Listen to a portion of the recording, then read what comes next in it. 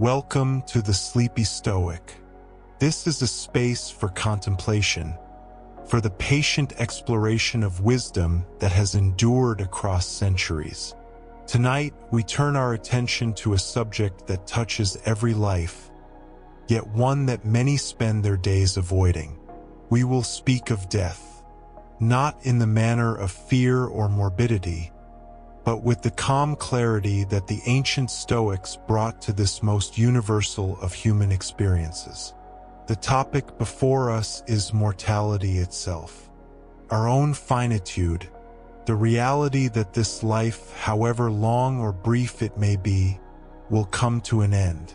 For many, this is an uncomfortable truth, something to be pushed to the margins of awareness, acknowledged only when circumstances force it into view.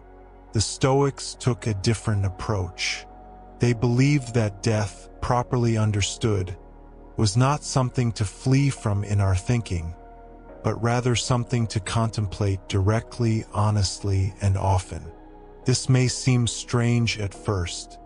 In our contemporary world, death is frequently treated as a failure, an intrusion, an unwelcome guest at the feast of life.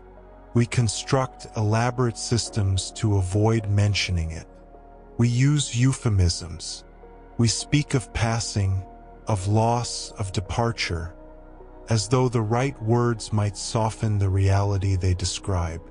And in doing so, we create a peculiar distance between ourselves and a fact that is absolutely certain, a fact that applies to every person who has ever lived or will ever live. The Stoic philosophers did not indulge in this distance. Marcus Aurelius, the Roman emperor who wrote his meditations by lamplight during military campaigns, returned again and again to the theme of mortality. Seneca, the statesman and dramatist, devoted entire letters to the subject, examining it from every angle with the precision of a philosopher and the warmth of a friend. Epictetus, who had been enslaved before becoming one of the most influential teachers in Athens, spoke of death as one of the fundamental facts that a rational person must accept. Their approach was not born of pessimism. The Stoics were not gloomy figures delighting in darkness. Rather, they believed that accepting death, truly accepting it in the deep chambers of one's understanding, was essential to living well. They saw that the denial of death created a kind of illusion, a false sense that we have endless time, that we can postpone what matters, that there will always be another opportunity to live according to our values. When we grasp that our time is limited, something shifts. The trivial concerns that consume so much of our energy are revealed in their proper proportion.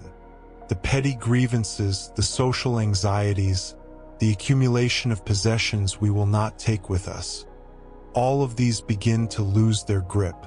What emerges in their place is clarity, a clearer sense of what truly matters, a deeper appreciation for the present moment, a recognition that this day, this hour, this conversation might be one of our last. This is not meant to induce panic. The Stoic contemplation of death is calm, measured, almost serene. It is an acknowledgement of reality, not a catastrophic imagining. It is the simple recognition that we are mortal beings, and that this mortality is not a defect in the design of the universe, but part of its natural order. Consider for a moment the alternative.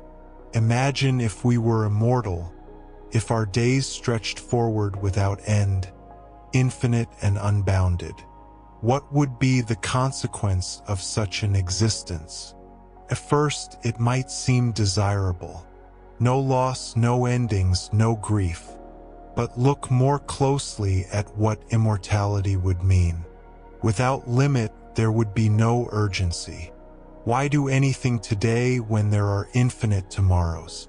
Why tell someone you love them now when you will have endless opportunities? Why pursue your deepest aspirations when time itself has become meaningless? The very structure that gives weight to our choices would dissolve. Every decision could be endlessly postponed. Every relationship could be taken for granted. Every moment would lose its preciousness because moments would be inexhaustible. The Stoics understood that death is not the opposite of life, but rather the boundary that gives life its shape. Just as a painting requires a frame, just as a story requires an ending, our lives derive meaning in part from their finitude. This does not make death good in itself. The Stoics did not celebrate death, but they recognized it as natural, inevitable, and in a profound sense necessary for life to have the character it does. Marcus Aurelius wrote that we should live each day as though it were our last, not in the sense of reckless abandon, but in the sense of completeness. Each day should be approached as a whole unto itself, with attention given to what is essential, with care taken in our interactions, with gratitude for what we have been given. When we live this way, we are not cut short by death. We are, in a sense, already complete. Each day has been lived fully, so that whenever death comes, we have not left the most important things undone. This idea challenges us. It asks us to examine how we actually spend our time, where we direct our attention, what we value in practice rather than in theory. If we truly believe that today might be our last, would we spend it as we are currently spending it? Would we hold the same grudges? Would we pursue the same distractions? Would we leave the same words unspoken? The Stoic practice of memento mori, the remembrance of death, is not about living in constant fear. It is about living with constant awareness. It is a practice that brings us back to what is real, what is present, what is within our power to influence. When we remember that we will die, we also remember that we are alive now. And this now is where life actually happens. Not in the fantasies of the future or the regrets of the past, but here, in this moment, which is always slipping away even as we inhabit it. There is a gentleness in this recognition. When we truly understand that everyone we meet is also mortal, also finite, also making their way through a brief existence, it becomes harder to maintain our petty hostilities. That person who frustrates us at work, that family member whose habits annoy us, that stranger who acts thoughtlessly, each of them is living the only life they will ever have. Each of them will die, and so will we. This shared mortality can be a source of connection rather than fear. We are all in this together, all facing the same ultimate fate, regardless of our wealth, status, achievements, or failures. The emperor and the enslaved person, the philosopher and the merchant, the celebrated and the forgotten, all return to the same earth. As Marcus Aurelius reminded himself, even the greatest names of history are now dust. Alexander the Great, who conquered vast territories, is gone. His empire is gone. The very cities he founded have crumbled. What remains are not the conquests, but the ideas, the wisdom, the example of how one might live. This is a leveling truth. Can be frightening, yes, but it can also be liberating. If death comes to all, then the hierarchies we construct, the status we pursue, the image we try to project, all of these are revealed as temporary constructions. What cannot be taken from us is how we choose to live right now. Our character, our response to circumstances, our treatment of others, our inner freedom. The Stoics made a distinction that is crucial to understanding their view of death. They distinguished between what is up to us and what is not up to us. Death itself, the timing and manner of it, is not entirely within our control. We can take reasonable precautions. We can live healthily. We can avoid unnecessary risks. But ultimately, death will come when it comes. This is not up to us. What is up to us is how we relate to this fact. Do we spend our lives in anxious denial? Do we contract in fear? Or do we expand in acceptance, using the awareness of mortality to clarify what matters? Epictetus taught his students to examine their fears closely. He asked them to look at what they were actually afraid of. Often, we fear not death itself, but our ideas about death. We fear pain, yes, and that is natural. We fear the unknown. We fear the loss of everything we have known. But Epictetus pointed out that these fears are about things that have not yet happened and may never happen in the way we imagine. The actual moment of death is just that, a moment, and like all moments, it passes. What we can control is our judgment about death. We can choose to see it as a catastrophe, as an injustice, as a terrible wrong being done to us. Or we can choose to see it as a natural process, as inevitable as birth, as much a part of existence as breathing. The Stoics argued that this choice of perspective is not a small thing. It determines the quality of our entire life. If we see death as a horror, we live in the shadow of that horror every day. If we see it as natural, we can live in the light of acceptance. This does not mean we should be indifferent to life. The Stoics loved life. They cherished it. Seneca's letters are full of appreciation for friendship, for learning, for the beauty of the natural world, for the pleasure of a good conversation. But this appreciation was deepened, not diminished, by the awareness that it would not last forever.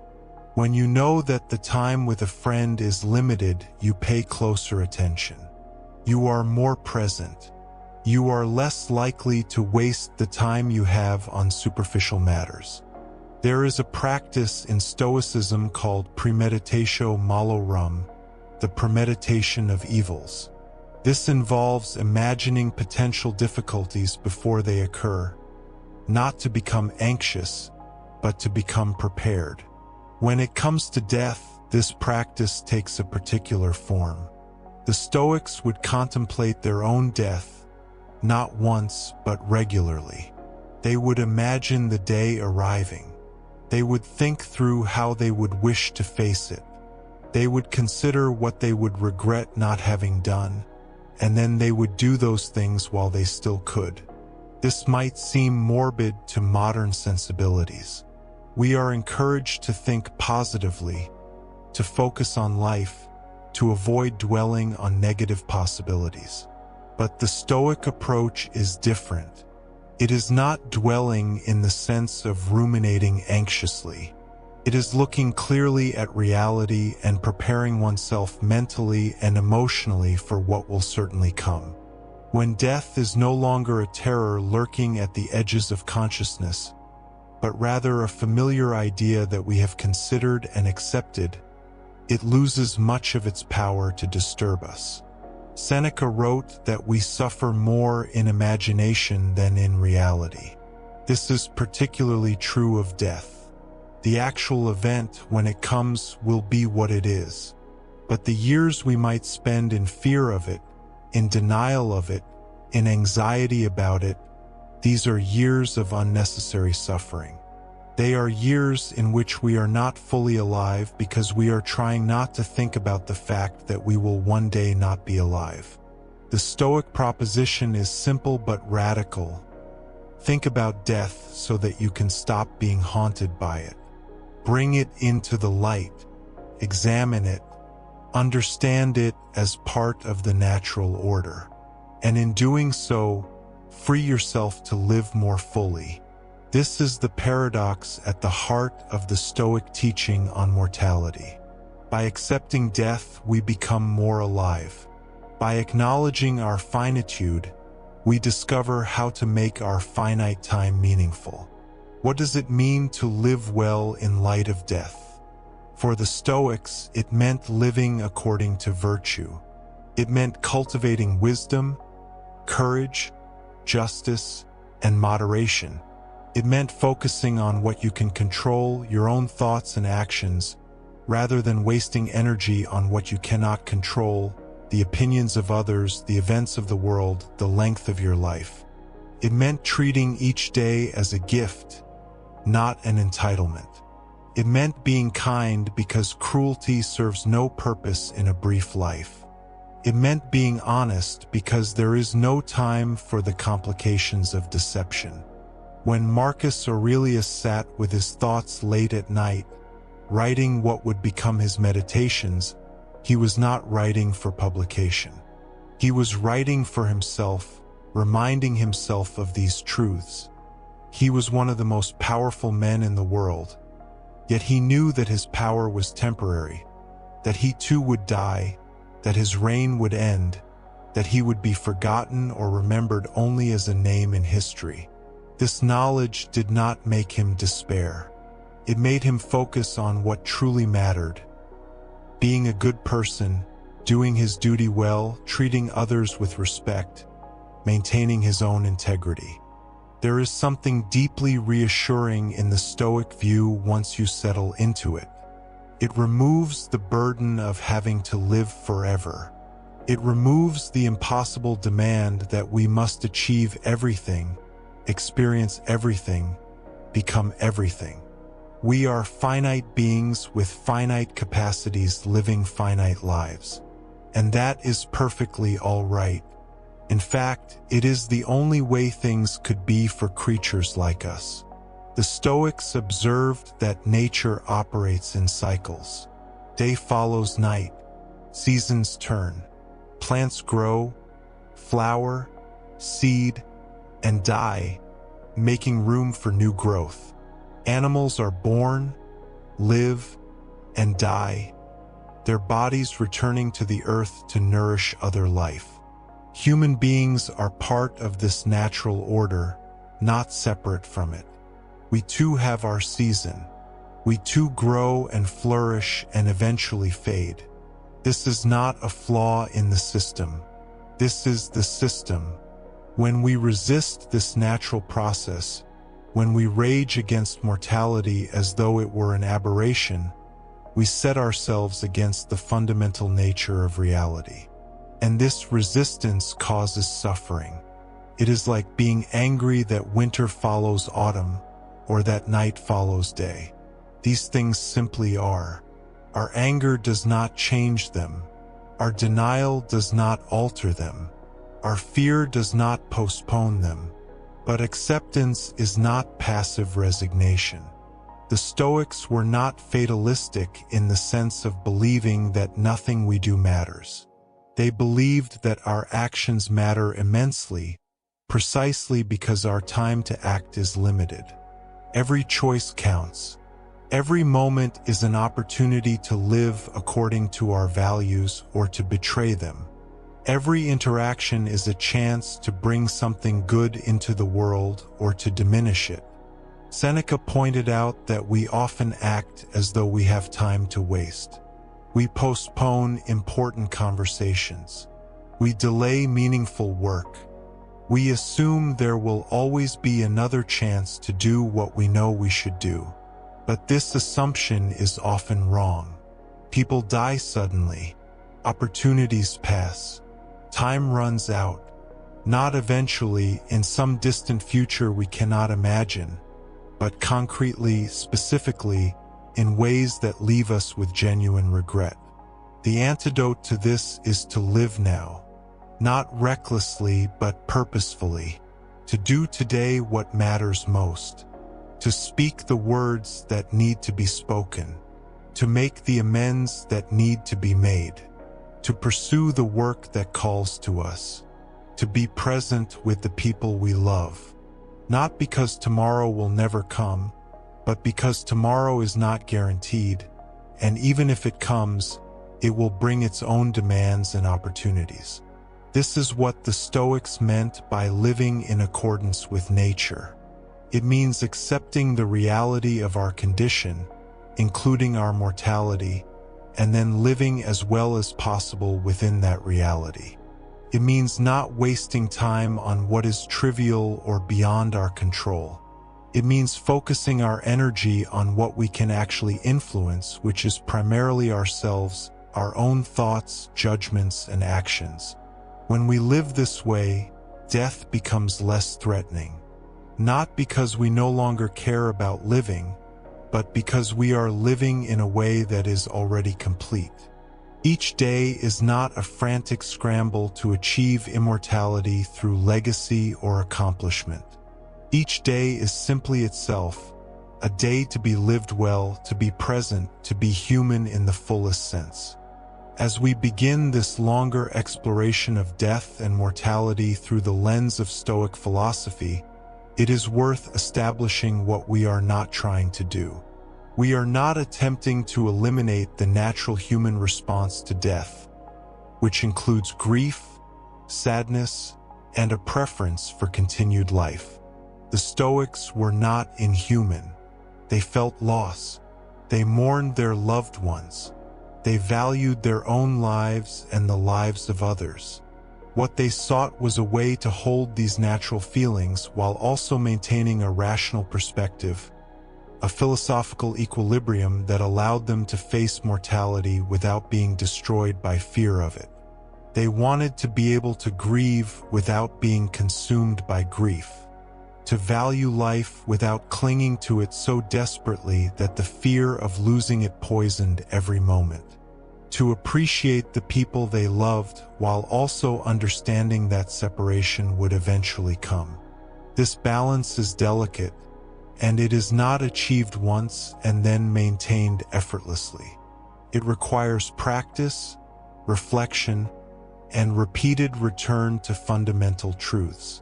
This is why Marcus Aurelius kept writing the same themes in his meditations, reminding himself again and again of what he already knew. This is why Seneca kept writing letters to his friend Lucilius, exploring death from different angles, never exhausted by the topic because it was central to how one should live. In the hours ahead, we will move through this territory slowly and carefully. We will examine the nature of death itself, what it is and what it is not.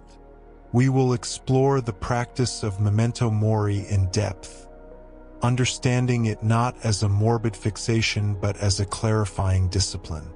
We will deconstruct the anxiety that surrounds death, looking at what we are actually afraid of and whether those fears are rational. We will consider what it means to live fully precisely because we are finite. And we will examine the Stoic concept of the good death, what it meant to die well in their framework. Throughout this exploration, the approach will remain philosophical rather than prescriptive. These are not instructions that you must follow, but ideas to consider, to try on, to see if they fit your own experience and understanding. The Stoics themselves encouraged independent thinking. Epictetus told his students not to simply accept what they were taught, but to test it, to examine it, to see if it held up under scrutiny. So as we proceed, bring your own questions, your own doubts, your own experiences. The goal is not agreement with every point, but engagement with the fundamental questions. How should we think about death? How does mortality shape the meaning of life? What does it mean to live well in the face of our own finitude? These are questions that every person must ultimately answer for themselves. The Stoics offer one set of answers, tested over centuries, practiced by people in circumstances ranging from slavery to empire, from poverty to wealth, from obscurity to fame. Their answers have endured because they address something universal in the human condition. We all face death. We all must decide how to relate to that fact. And the quality of that decision influences the quality of our entire life. This is the ground we will cover together, patiently, thoroughly, with the care that such a topic deserves. To understand the Stoic view of mortality, we must first understand the Stoic conception of nature itself. For the Stoics, nature was not merely the external world of trees and rivers, mountains and seas. Nature was the fundamental rational order of the universe, the logos that permeates all things and gives structure to existence. When Marcus Aurelius wrote of living according to nature, he meant aligning oneself with this rational order, accepting the way things necessarily are rather than how we might wish them to be. Death, in this framework, is not an aberration or a tragedy written into the cosmic order. It is instead one of the most natural processes imaginable. Everything that comes into being must eventually cease to be, at least in its current form. The seed becomes the tree becomes timber, the timber decays and returns to soil from which new seeds will draw nourishment. This cycle of transformation is not a flaw in nature's design, but rather its fundamental character. The Stoics observed that we do not mourn the passing of seasons. We do not call winter a tragedy merely because it ends the bloom of summer. We understand that seasonal change is necessary, that the rhythm of growth and dormancy allows the world to continue. The philosopher who contemplates mortality learns to see human death with the same clear perspective. Just as autumn leaves must fall to make way for spring's new growth, so too must each generation give way to the next. Seneca approached this theme with particular directness. He noted that we are dying from the moment we are born. Each day that passes is a day we have lived and will not live again. This is not morbid observation but simple fact. Time moves in one direction, and our allotment of it, whatever its measure, is finite. To recognize this is not to embrace pessimism but to acknowledge reality as it is. Consider the absurdity of the alternative. Imagine a world in which nothing ever died, in which every human being who had ever been born remained alive indefinitely. The earth would long ago have been overwhelmed. There would be no room for new life, no space for growth and change, no possibility of renewal. The universe would be choked with the accumulated mass of immortal beings, each taking up space that could not be relinquished. Death, then, serves a function in the natural order. It is the mechanism by which life makes room for more life. The atoms and elements that compose your body now were once part of other beings, perhaps many other beings. They have been cycled through countless forms over the billions of years of Earth's existence. When you die, these materials will be released to form new configurations, to participate in new expressions of existence. Nothing is lost. Everything is transformed. The Stoics saw this clearly. They understood that fearing death was, in a sense, fearing nature itself. It was like standing in a river and demanding that the water stop flowing, like watching the sun set and calling it an injustice. Death is woven into the very fabric of existence as thoroughly as gravity or time. To resist it philosophically is to place oneself in opposition to the fundamental character of reality. This does not mean the Stoics were indifferent to life. Quite the opposite. By accepting death as natural, they freed themselves to appreciate life more fully. When you know that something is temporary, you attend to it more carefully. You do not take it for granted. The meal tastes richer when you know you will not eat forever. The conversation means more when you understand that one day there will be no more conversations. Marcus Aurelius returns again and again in his meditations to the universality of death. Emperors and slaves, philosophers and fools, the brilliant and the ordinary, all meet the same end. The most powerful men who ever lived, those who commanded vast armies and ruled enormous empires, are now dust and memory, and even the memory fades. Where now is Alexander the Great? Where are the mighty rulers of Persia and Egypt? Their bones, if they can be found at all, are indistinguishable from those of the peasants who tilled their fields. This universal nature of mortality is crucial to the Stoic perspective. Death is not a punishment levied against some and not others. It is not a consequence of personal failing or bad fortune. It is the common inheritance of all living things. The emperor in his palace and the beggar in the street are equal in this one fundamental way. Both will die. The richest person alive possesses nothing that will prevent death. The wisest philosopher who ever lived could not think their way out of mortality. There is something profoundly equalizing about this recognition.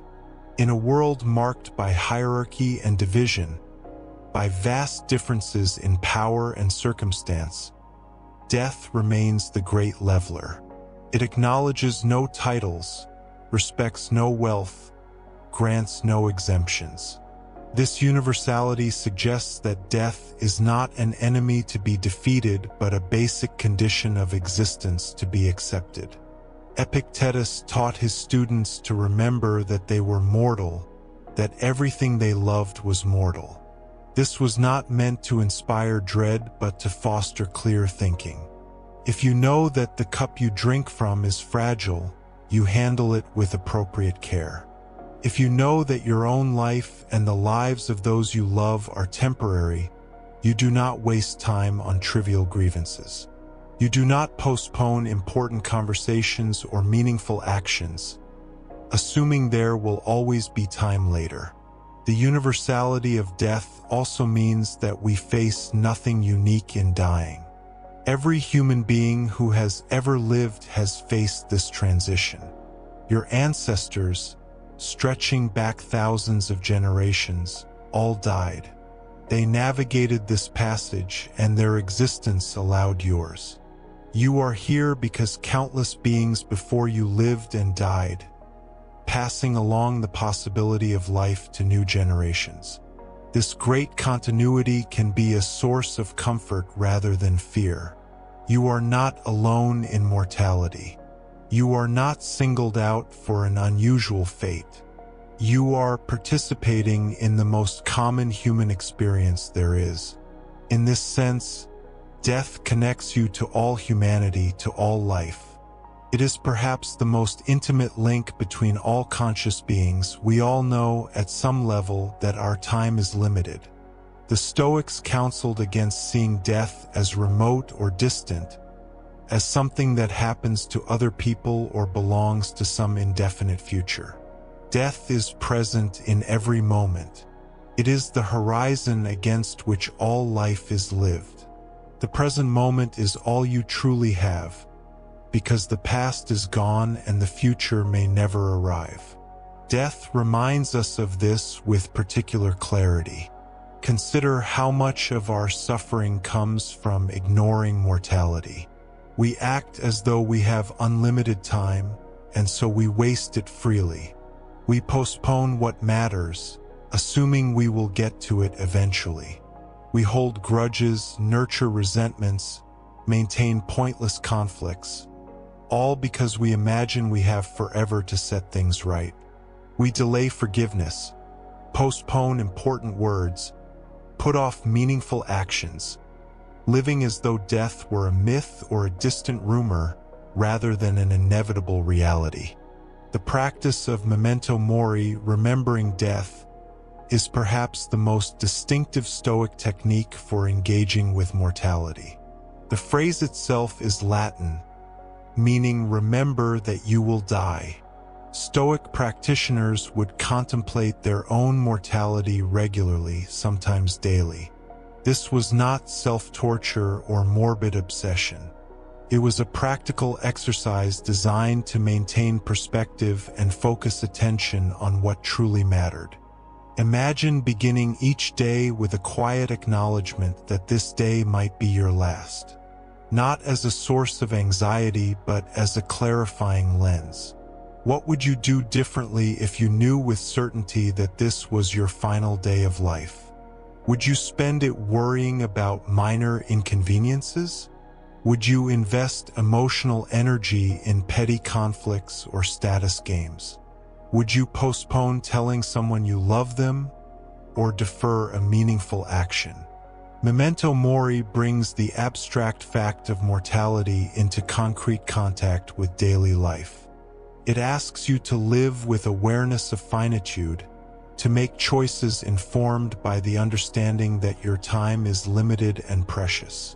This does not mean living in constant fear or anxiety. Rather, it means living with clarity and purpose, undeceived about the temporary nature of your existence. The Stoics did not invent this practice from nothing. They drew on older wisdom, on the human recognition that awareness of death can sharpen appreciation of life. But they refined and systematized it, making it a regular part of philosophical training. A student of Stoicism might contemplate mortality in the morning, setting an intention for the day. They might return to it in the evening, reviewing how they had spent their finite time. There is a story told of Roman generals returning victorious from battle. As they rode through the streets in triumph, with crowds cheering in glory all around them, a slave would stand behind them in the chariot, whispering repeatedly in their ear, "Remember, you are mortal." This servant's role was to prevent the intoxication of success from creating delusion. Even in the highest moment of achievement and recognition, mortality remained true. Even the most celebrated victor was still subject to death. This practice serves multiple functions. First, it prevents the inflation of the ego. When you remember that you will die, that all your accomplishments will eventually be left behind, you gain perspective on your own importance. You are neither as great as your admirers claim, nor as terrible as your critics suggest. You are a human being, mortal and finite, doing your best with the time you have. Second, Memento Mori clarifies values. If your time is limited, what deserves your attention? What is worth your emotional investment? The trivial falls away when viewed through the lens of mortality. The petty concerns that might ordinarily consume your energy reveal themselves as unworthy of the precious time they would cost. Meanwhile, what truly matters stands out with greater clarity. Third, this practice cultivates gratitude. Each day you wake is a day you might not have had. Each conversation, each meal, each moment of awareness is a gift that death has not yet claimed. This is not about being grateful to some external force or deity necessarily, but simply recognizing the value of what is while it remains available to you. The flower is beautiful partly because it will fade. The sunset moves us because it will end. Your life has meaning in part because it is finite. Much of our anxiety about death comes from misunderstanding what it actually is. We load death with all manner of projections, fears, and assumptions that may have little connection to reality. The Stoics undertook to deconstruct death anxiety by examining it closely, by asking what precisely we fear when we say we fear death. Epictetus, though not a Stoic, offered an argument that the Stoics found valuable. He suggested that death is nothing to us because when we exist, death is not present, and when death is present, we do not exist. We never actually experience being dead. At most, we experience dying, which is a part of life, not of death itself. Death, as the state of non-existence after life ends, is not something we can suffer or experience. This is more than wordplay. It points to a genuine confusion in our thinking about mortality. We imagine death as a dark place we will inhabit, a state of loneliness or fear or loss that we will endure. But this imagination imports consciousness into a state where consciousness no longer exists. We picture ourselves aware of being dead, which is a logical impossibility. Death is the absence of experience, not a particular kind of experience. Seneca took this further. He noted that we were dead for billions of years before we were born, and it caused us no distress. The infinite time before your birth was a time when you did not exist. Did that trouble you? Did you suffer from not being alive yet? The state of death, then, is simply a return to that prior condition. It is no more painful or frightening than the eons before you were conceived. What we fear, the Stoics suggested, is not really death itself, but rather ideas associated with death. We fear the process of dying, especially if it involves pain or loss of dignity. We fear the grief we will cause those who love us. We fear not being able to complete our projects or achieve our goals. We fear the loss of pleasant experiences we will no longer be able to enjoy. But these are all concerns of life, not death. They are the living person's anxieties about losing life, not the dead person's suffering in death. The dying process is indeed part of life, and it may involve suffering. Here, the Stoics acknowledged reality plainly. Some deaths are gentle, some are difficult. Some people die peacefully in old age, some die in pain or fear. This is part of the natural variation in how lives conclude. But the Stoics maintained that even difficult dying could be met with philosophical composure, that virtue remained possible even in extremity. As for grief caused to others, the Stoics pointed out that you will not be present to experience their grief. This is not callousness but a precise distinction. You might wish, while alive, that your death would not cause pain to those you love. You might take actions to mitigate that pain. Living well, settling your affairs, expressing your love clearly. But once you are dead, their grief is their experience, not yours. You cannot suffer on account of suffering you do not witness. The fear of uncompleted work or unfulfilled ambitions reflects a misunderstanding about the nature of a life. No life is ever complete in the sense of having accomplished everything possible.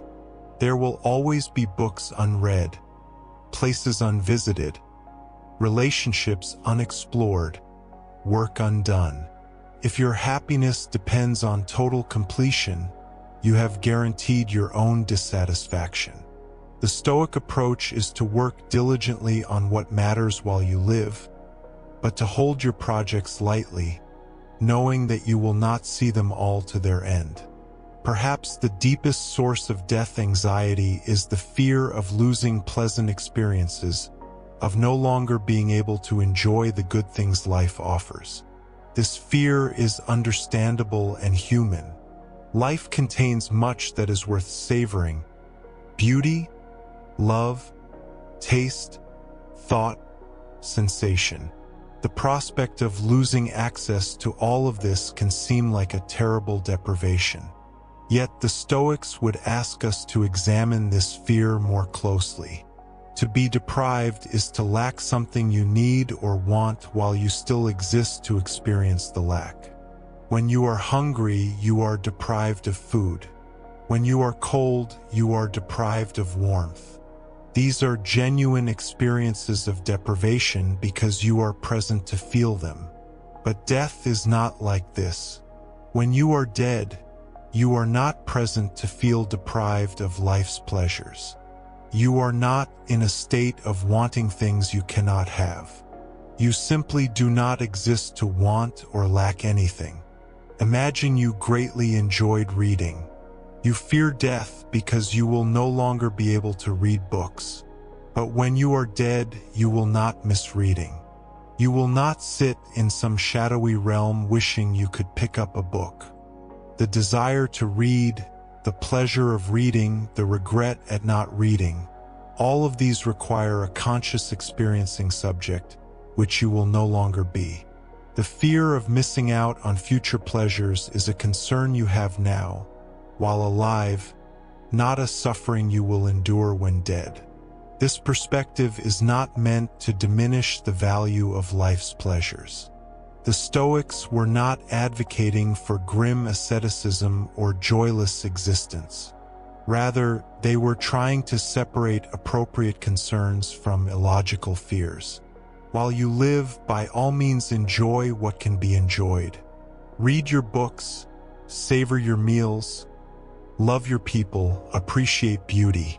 But do not torture yourself with anxiety about someday not being able to do these things, because that someday will be a time when you are not present to experience any anxiety or loss. The Stoics distinguished between the value of being alive and the fear of death. Life is indeed valuable, and that is precisely why it makes sense to live it well. But the fact that life is valuable does not make death terrible. When a concert ends, we might wish it had been longer, but we do not call the ending a tragedy. We appreciate what was, and we leave the hall.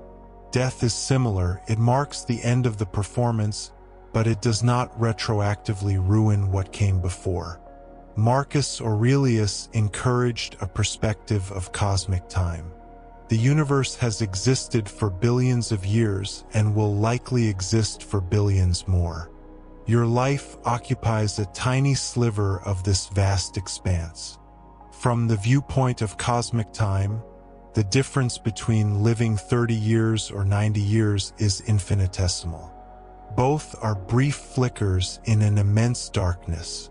This is not to say that the difference between 30 and 90 years is meaningless to the individual living them.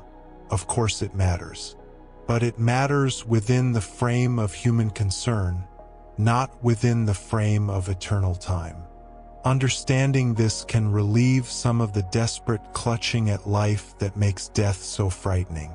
You are not losing everything by dying, because you never possessed eternity. You always had a finite span, and you knew this even if you preferred not to think about it.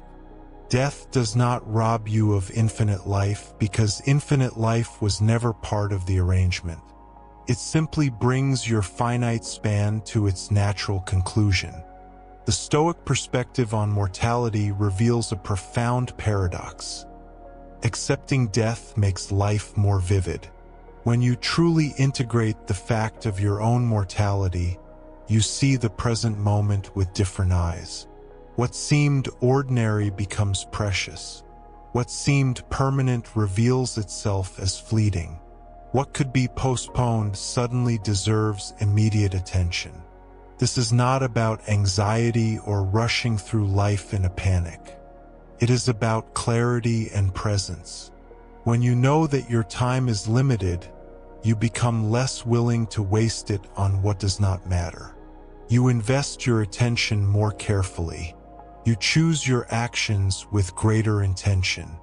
You are less distracted by the trivial because you see it clearly as trivial. Consider how we often live in a kind of half-sleep, going through routines without full awareness, assuming there will always be time later for what matters. We postpone difficult conversations, delay important work, put off meaningful experiences, all while spending enormous energy on trivialities. We worry about what strangers think of us, obsess over minor slights, invest in status games that will mean nothing in the end. This is the fog of living as though death were not real. Memento mori burns away this fog. When you remember that you will die, you see your life as it actually is, a brief opportunity to be present, to act, to love, to understand. The pettiness that might ordinarily consume your attention reveals itself as unworthy of your finite time. The grudge you have been nursing loses its appeal when you consider that either you or the person you hold it against might die tomorrow. The criticism that wounded your ego seems less significant when you remember that both the critic and the criticized will be dust soon enough. At the same time, what truly matters becomes luminous with importance. The people you love are not permanent fixtures who will always be available. Each conversation with them is one of a limited number you will ever have. Each moment of connection is unique and unrepeatable. This does not mean you should approach every interaction with grim intensity, clutching at your loved ones in desperation.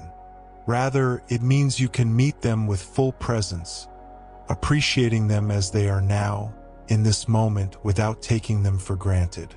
The same applies to your own experience.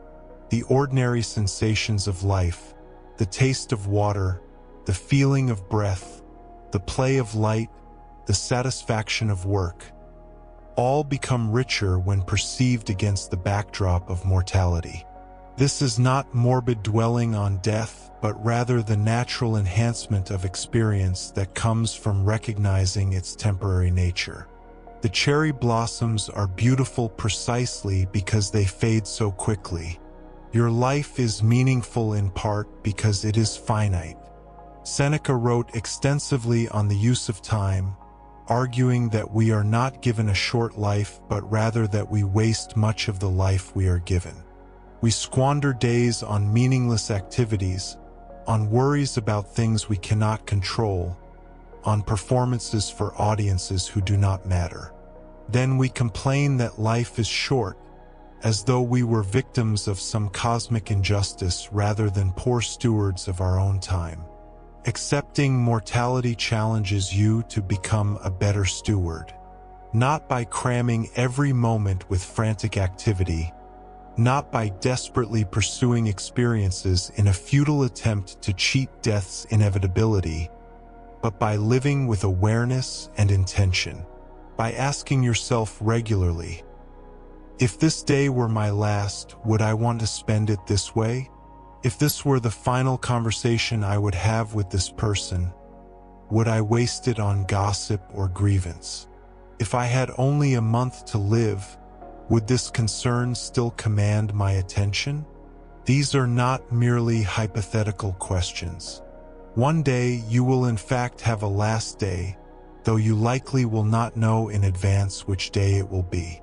One day you will have a final conversation with each person you know, a last meal, a last sunset, a last moment of consciousness. The fact that you do not know when these lasts will occur does not make them less certain. Mortality is not a possibility but an inevitability.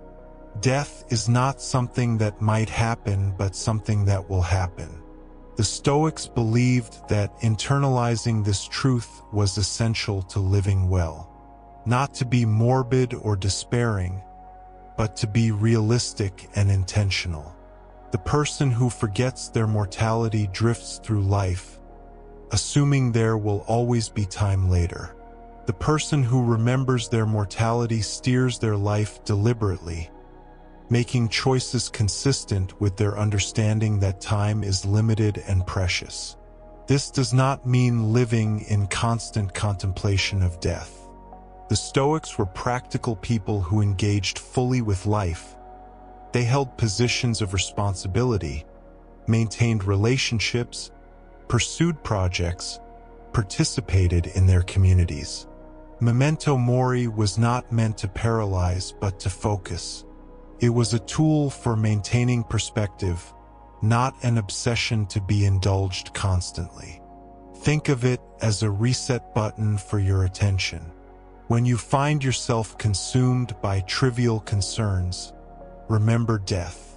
When you notice yourself postponing what matters, remember death. When you catch yourself taking someone for granted or wasting time on empty pursuits, remember death. The practice returns you to clear seeing, to recognition of what deserves your care and what does not. There is a curious liberation in accepting mortality. When you know you will die, when you truly accept this rather than merely acknowledging it intellectually, many fears lose their power. Why should you be so concerned with what others think of you? They too will die, and then who will remember their opinions? Why should you be anxious about status or reputation? These things are as temporary as the life they are built upon, as fleeting as morning fog. This is not nihilism or despair. The Stoics did not believe that mortality made life meaningless. Quite the opposite, they believed that mortality gave life its particular significance. An infinite life might have no urgency, no poignancy, no reason to attend carefully to each moment. It is precisely because life ends that each moment matters. It is precisely because we will die that we must live well now. The good death, in Stoic thought, was not about the circumstances of dying, but about the quality of the life that preceded it. To die well was to have lived according to virtue, to have maintained your character even in difficulty, to have treated others justly, to have developed wisdom, to have exercised courage when needed, and to have practiced moderation. When death came, it found you as a person who had lived as you believed one should live. This meant that preparing for death was really about living rightly in the present. You could not control when or how you would die, but you could control who you were in the face of death. You could meet mortality with composure rather than panic, with acceptance rather than denial, with dignity rather than desperation. This was the Stoic aspiration, not to avoid death, which was impossible, but to be the kind of person who could face death without losing their essential character. We turn now to a dimension of mortality that the Stoics held in particular regard, the relationship between death's certainty and the quality of attention we bring to life itself. This is not merely about living more intensely because time is limited, though that plays a role. Rather, it concerns how awareness of mortality refines our capacity to perceive what truly matters, stripping away the trivial and directing consciousness toward what the Stoics called living in accordance with nature. Marcus Aurelius returned again and again to the brevity of life, not as a source of despair but as a clarifying lens. He observed that we are each given only a small portion of time, and that this portion flows away constantly, like water through open fingers. Yet he did not counsel frantic activity or desperate grasping. Instead, he suggested that knowing life's brevity makes each moment weightier, more substantial, worthy of our full attention. Consider how most of us move through the day. We touch experiences lightly, already thinking ahead to what comes next. We eat without tasting, walk without noticing, speak without considering our words. The mind races forward or backward, but rarely rests in the present moment. This habitual distraction, this failure to be fully present, was for the Stoics a kind of death within life, a squandering of the very consciousness that makes us human. When we truly accept that our time is finite, something shifts. The ordinary becomes luminous. The morning light through a window, the taste of simple food, the face of someone we love. These are not trivial when seen through the lens of mortality. They are the substance of life itself, the actual content of our existence rather than mere background to some imagined future achievement. Seneca wrote extensively about the art of living fully in the time we have. He was particularly critical of those who postpone living, waiting always for the right circumstances, the right moment, some future when life will truly begin. To Seneca, this postponement was a form of suicide, a voluntary abandonment of the present moment in favor of a fantasy that never arrives. The Stoic practice of attention to the present moment was deeply informed by awareness of death. It was not that they denied or ignored the future.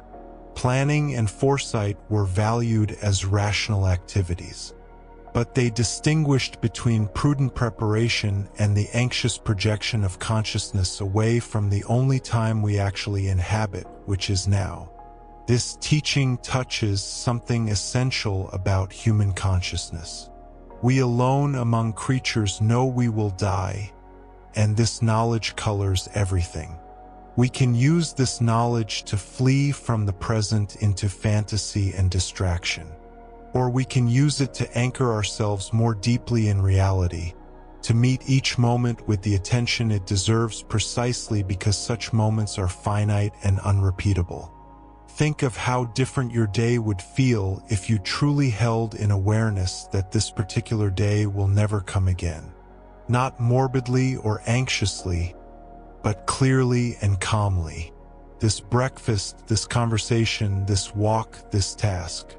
Each a singular event in consciousness, never to be repeated in exactly this form. The Stoics believed that such awareness, far from paralyzing us with dread, would liberate us to engage more fully with life as it actually presents itself. There is a practice here worth considering.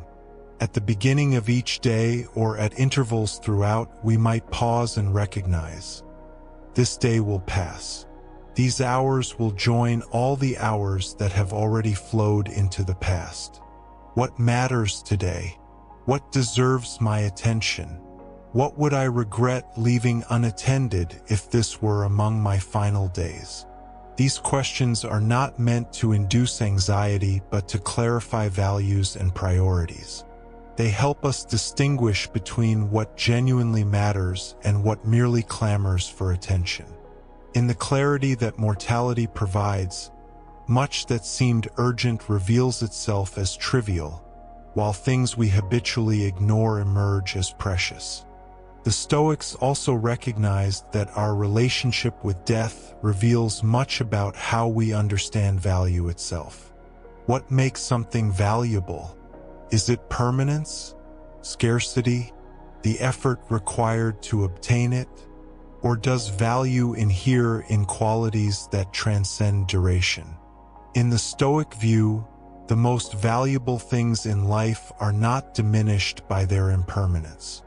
Indeed, their temporal nature is intrinsic to their character.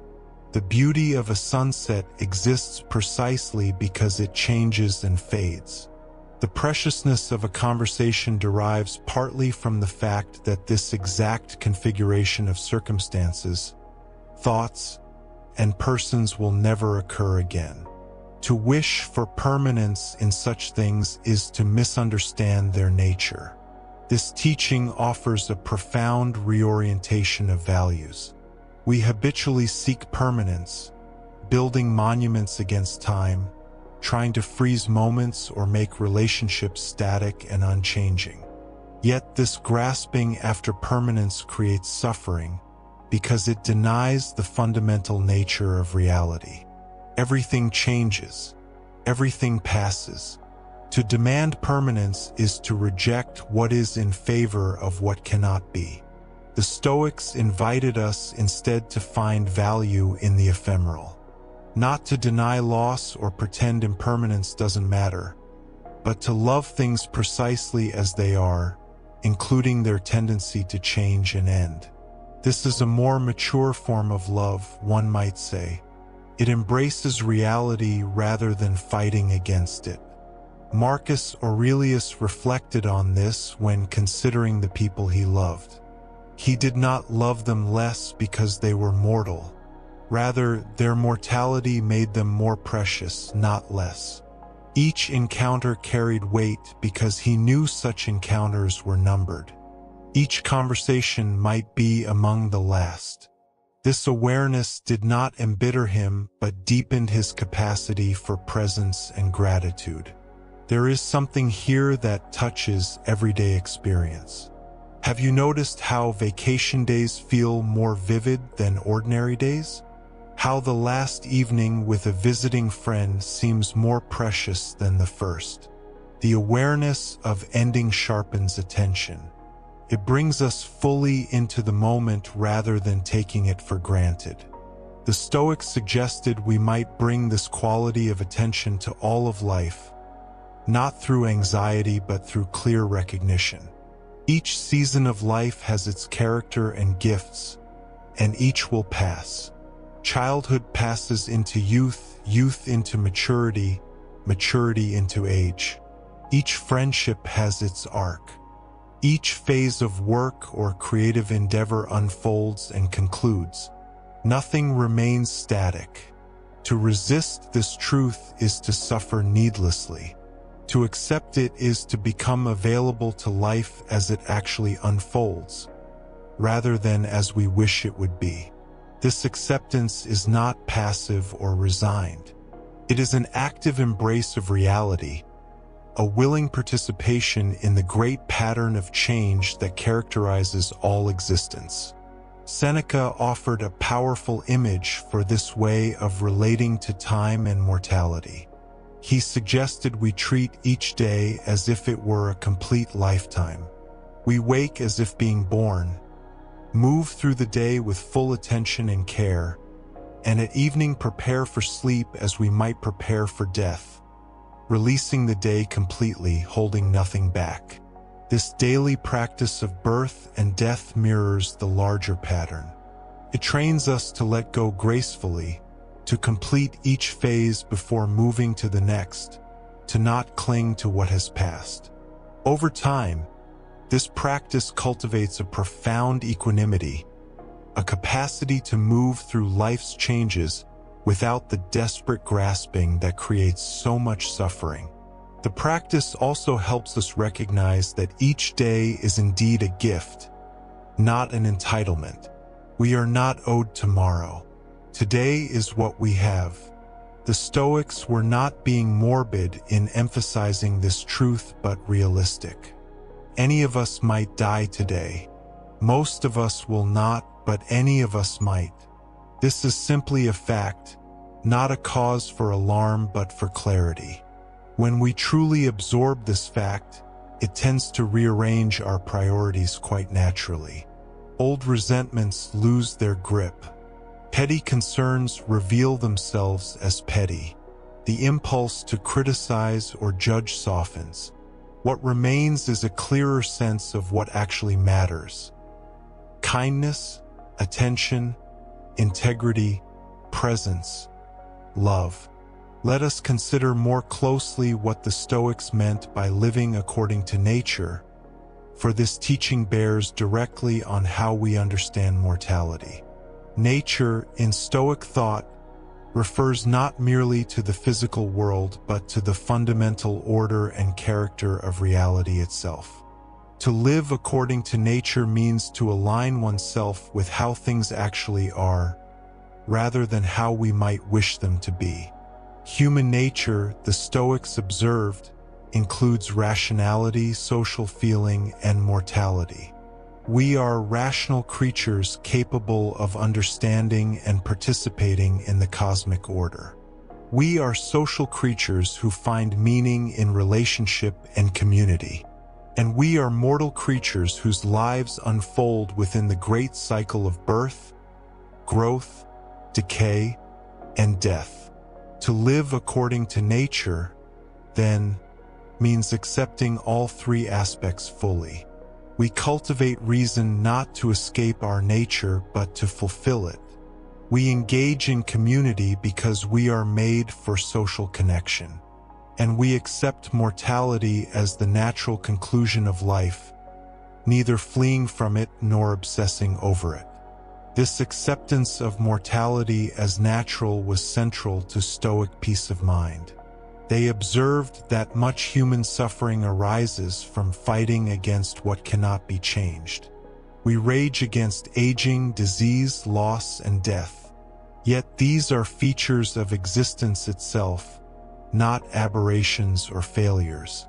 To demand immunity from them is to demand a different kind of existence altogether, which is neither rational nor possible. Epictetus used a memorable analogy. He compared life to attending a banquet.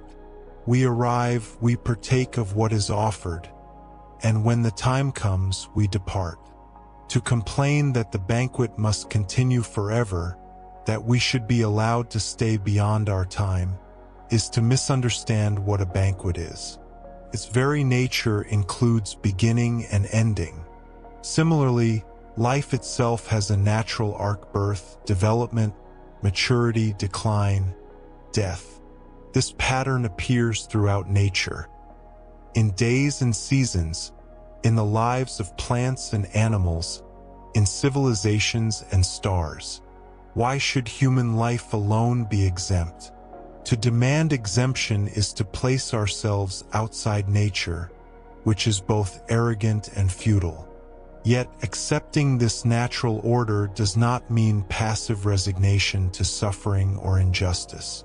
The Stoics were politically active, often serving in public office, working to improve society and alleviate suffering where possible. They distinguished carefully between accepting what cannot be changed and actively working to change what can be changed. Death, as the ultimate conclusion of each individual life, cannot be changed. But how we live, how we treat others, the legacy we leave, the contributions we make, these remain within our influence. The Stoic accepts mortality while still engaging fully with life, bringing reason and virtue to bear on the time available. This balance between acceptance and engagement is delicate but essential. If we only accept without acting, we become passive and withdrawn. If we only act without accepting, we become anxious and exhausted, fighting endlessly against reality. The Stoic path involves both, accepting the boundary conditions of existence while acting virtuously within those conditions. Marcus Aurelius, despite being emperor with nearly unlimited power, could not extend his own life indefinitely. He accepted this, but within his allotted time, he worked tirelessly to govern justly, to improve the lives of his subjects, to cultivate wisdom and virtue. He did not wait for immortality before beginning to live well. He lived well precisely because he accepted mortality. This teaching has immediate practical application. How much of our energy is spent fighting against unchangeable realities? We resist aging, we deny limitations, we demand that circumstances be other than they are. All this resistance creates tension and suffering without changing anything fundamental. What if instead we clearly distinguished between what we can influence and what we cannot? We cannot stop aging, but we can maintain health. We cannot prevent all loss, but we can love well while we have the chance. We cannot avoid death, but we can live with integrity and purpose. This is the Stoic path, accepting what is while acting virtuously within reality's constraints. There is another dimension of the Stoic teaching on mortality that deserves careful attention: the question of legacy and what, if anything, survives us. The Stoics had a nuanced view on this matter, neither dismissing the question entirely nor placing too much weight upon it. Marcus Aurelius reflected frequently on fame and remembrance. He observed that even the most celebrated figures eventually fade from memory. Emperors and generals, poets and philosophers, all eventually forgotten or reduced to names without substance. The passage of time erodes all reputation. Given enough centuries, who will remember? Given enough millennia, who will even remember the civilization that remembered? This might seem a depressing observation, but Marcus did not intend it to discourage virtuous action. Rather, he meant to free us from the tyranny of reputation, from acting well merely to be remembered or praised. If even the greatest fame fades, then we cannot rely on future reputation as motivation for present virtue. Instead, the Stoic performs virtuous actions because virtue is its own reward, because such actions align with reason and human nature, because they are inherently worthwhile regardless of recognition or remembrance. This liberates us to do what is right even when no one is watching, even when no one will know, even when history will not record it. Yet this does not mean the Stoics were indifferent to their impact on the world. Seneca certainly cared about his writings reaching future generations. Marcus Aurelius worked to create just policies that would benefit society. Epictetus taught students who would carry his teachings forward. They acted with awareness that their actions ripple outward, affecting others and shaping the future. The key distinction is between attachment to reputation and care for genuine contribution. Reputation is an external, something we cannot control. Whether we are remembered, how we are remembered, for how long, all of this lies beyond our power. But whether we act virtuously, whether we contribute something of value, whether we help or harm, these remain within our influence. The Stoic aims to leave the world slightly better than they found it, not for glory but because this is the natural expression of virtue. A teacher teaches not to be remembered but because teaching is worthwhile. A parent nurtures children not to be commemorated but because this is what love does. A citizen serves the community not for monuments but because we are social creatures whose nature finds expression in contribution. This teaching addresses a deep human concern. We want to matter. We want our lives to have significance beyond our own experience. The prospect that we might live and die leaving no trace can seem unbearable. The Stoics acknowledged this concern but reframed it. They suggested that significance is not the same as permanence. An action can be deeply significant, truly valuable, genuinely good, even if it leaves no lasting monument. The kind word that eases suffering in the moment, the small act of integrity that no one else sees, the daily work of raising children or maintaining friendships. These have real value even if they do not echo through eternity. Moreover, we are part of a larger whole. Our actions do ripple outward in ways we cannot fully trace. The person we help today may help someone else tomorrow. The kindness we show may inspire kindness in others. The work we do contributes to ongoing human endeavor. We are links in countless chains of cause and effect, part of the great interconnected web of human experience.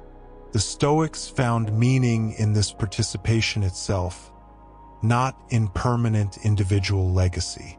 Like cells in a body, we play our part in something larger than ourselves. The body continues even as individual cells arise and pass away. Similarly, human civilization, culture, life itself continues through the contributions of countless individuals, most forgotten, yet all contributing something to the ongoing pattern. This view requires a certain humility. It asks us to contribute without demanding recognition, to act well without guarantee of remembrance, to serve something larger than our individual ego. But it also offers a profound peace. If we need not secure immortal fame, if we need not somehow transcend our mortal nature, if it is enough to live well for its own sake, then we are free. Let us turn now to examine how the Stoic approach to mortality affects our relationships with others, for this is where the teaching becomes most personally relevant for many of us. The thought of our own death is one thing. The thought of losing those we love is often far more painful. The Stoics did not counsel emotional detachment from others. This is a common misunderstanding of their philosophy. Rather, they advocated a form of love that acknowledges reality without flinching from it. To love someone while fully accepting their mortality does not diminish love but deepens it. Epictetus offered a practice that seems harsh at first hearing but contains profound wisdom. He suggested that when we embrace those we love, we remember that they are mortal. When we kiss our child goodnight, we might recall that this child will not live forever. When we greet our friend, we might note that this could be among our last meetings. This is not meant to darken each encounter with morbid thoughts. Rather, it prevents us from taking relationships for granted, from deferring attention or kindness, from imagining we have infinite time to resolve conflicts or express love. The awareness of mortality makes us more present, more attentive, more genuinely loving now. Consider how we often interact with those closest to us. We are distracted, partially present, planning what to say next rather than truly listening. We defer important conversations, assuming there will always be another time. We let minor irritations create distance, confident that we will repair things tomorrow. This is the behavior of those who imagine infinite time. When we truly absorb that time with our loved ones is limited, behavior naturally shifts. We listen more carefully. We express appreciation more readily. We let go of trivial resentments. We say the things that matter, not frantically or desperately, but with natural clarity born of recognizing preciousness.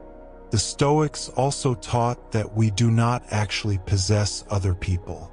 They are not ours to keep. Each person belongs to themselves and to nature. We are granted time with them, sometimes long, sometimes brief, but always temporary. To imagine we own them, that they exist primarily for our benefit, is both false and a source of suffering. Marcus Aurelius practiced a form of daily reflection where he considered the impermanence of all relationships. Friends would move away or die.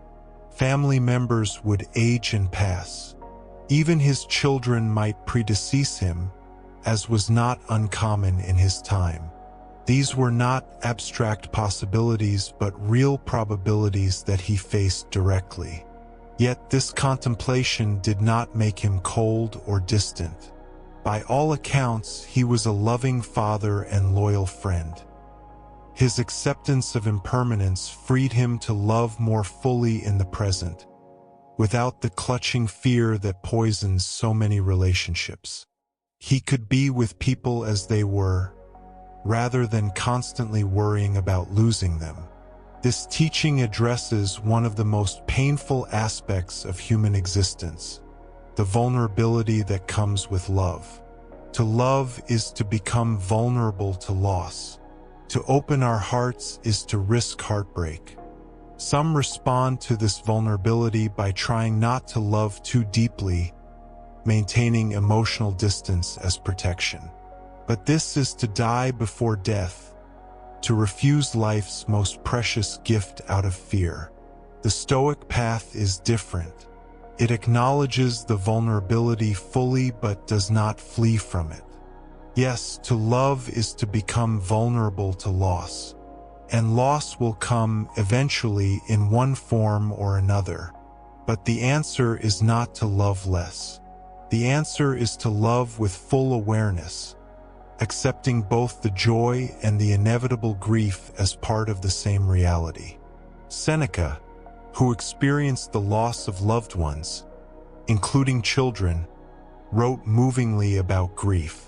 He did not claim that the Stoic does not grieve.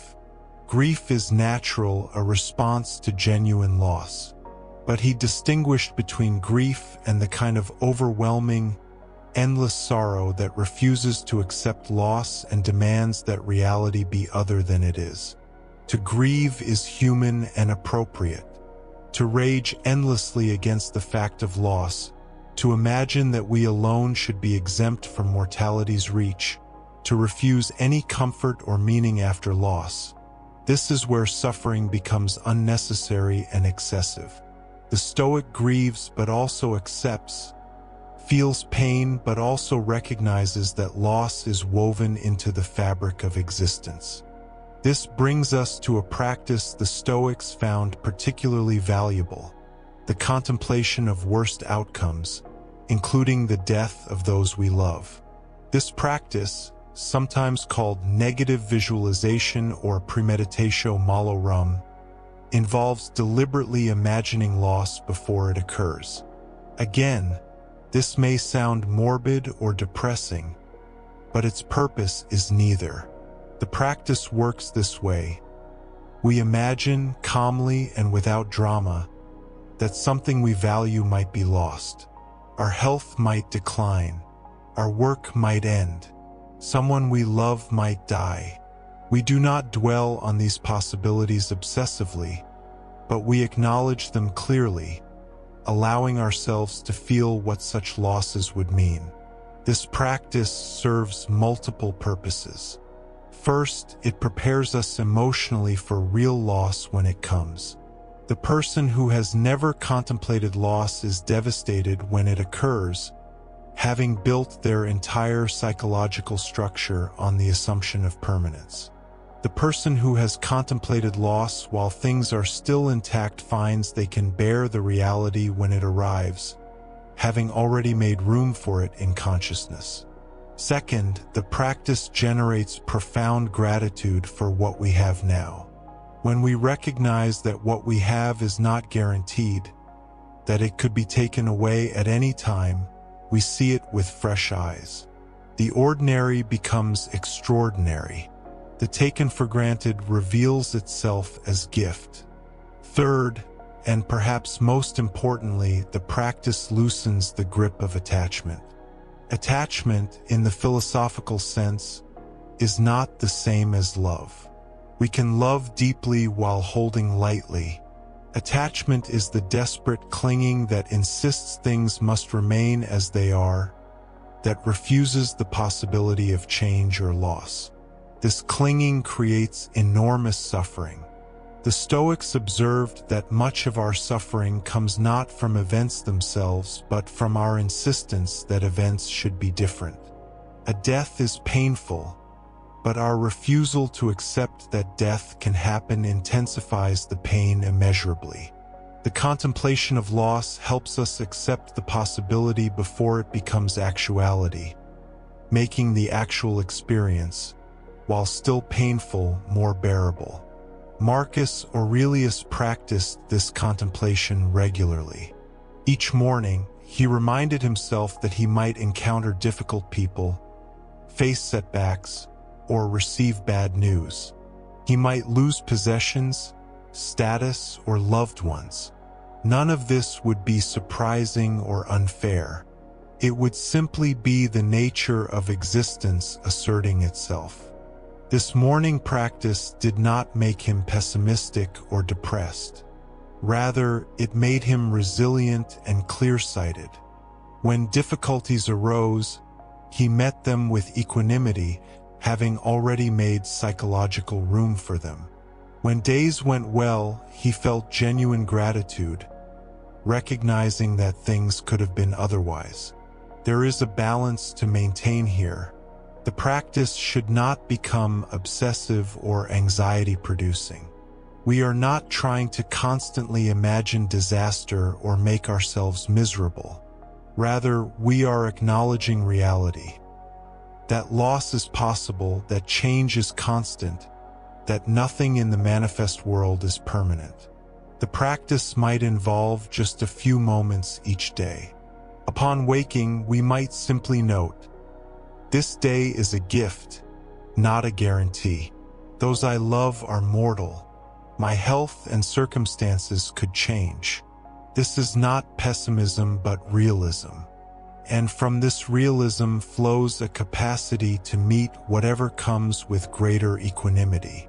Over time, this practice cultivates what the Stoics called apatheia, which is often mistranslated as apathy. True apatheia is not indifference or lack of feeling. It is freedom from being overwhelmed by emotion, the capacity to feel without being controlled by feeling. It is emotional resilience born of clear seeing. The person who practices contemplation of loss loves no less deeply than anyone else. They may actually love more fully, being more present and less clouded by fear. But they love with awareness, acknowledging that the beloved is mortal and precious precisely because temporary. This is perhaps the most mature form of love available to us as humans. It embraces both the joy of connection and the reality of impermanence. It does not demand that the universe make an exception, does not insist that what we love must last forever. It loves what is as it is, including its transient nature. We should also consider the Stoic teaching on the fear of death itself, which is distinct from grief over loss. Many people fear their own death intensely, quite apart from concern for those they would leave behind. This fear can cast a shadow over the entirety of life, creating background anxiety that colors every experience. The Stoics addressed this fear directly and thoroughly. Epictetus, though not a Stoic, offered an argument that the Stoics found persuasive. When we are, death is not, and when death is, we are not. Therefore, death is nothing to us. We never actually experience being dead, because experience requires consciousness, and death is precisely the absence of consciousness. The Stoics expanded on this by noting that we did not suffer from not existing before we were born. The infinite stretch of time before our birth was not painful or frightening to us. Why, then, should the stretch of time after our death be frightening? We are simply returning to the state we came from, the state of non-being that characterized all of reality before our brief emergence. This argument addresses the fear of non-existence directly. If non-existence itself is not frightening or painful, and it cannot be because there is no one there to experience it, then what exactly are we afraid of? Often, upon examination, the fear is not of death itself but of dying, of pain, of helplessness, of leaving things undone. These more specific fears can be addressed more practically. The fear of pain can be met with the observation that severe pain is generally brief, and that consciousness tends to shut down to protect us from overwhelming suffering. The fear of helplessness can be met by accepting that we have always had limited control, and that death is simply the final loss of control that life has been preparing us for all along. The fear of leaving things undone is perhaps most interesting, because it points back to how we are living now. If we fear death primarily because we have not yet truly lived, the answer is not to fight death, but to begin living more fully immediately.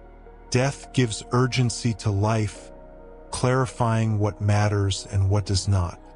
Marcus Aurelius made an important observation. The person who has lived well has completed life's essential task regardless of when death comes. Virtue is not something that requires extended time to achieve. One can act virtuously in a single day, even in a single moment. The good person is complete in each moment, not waiting to become good at some future time.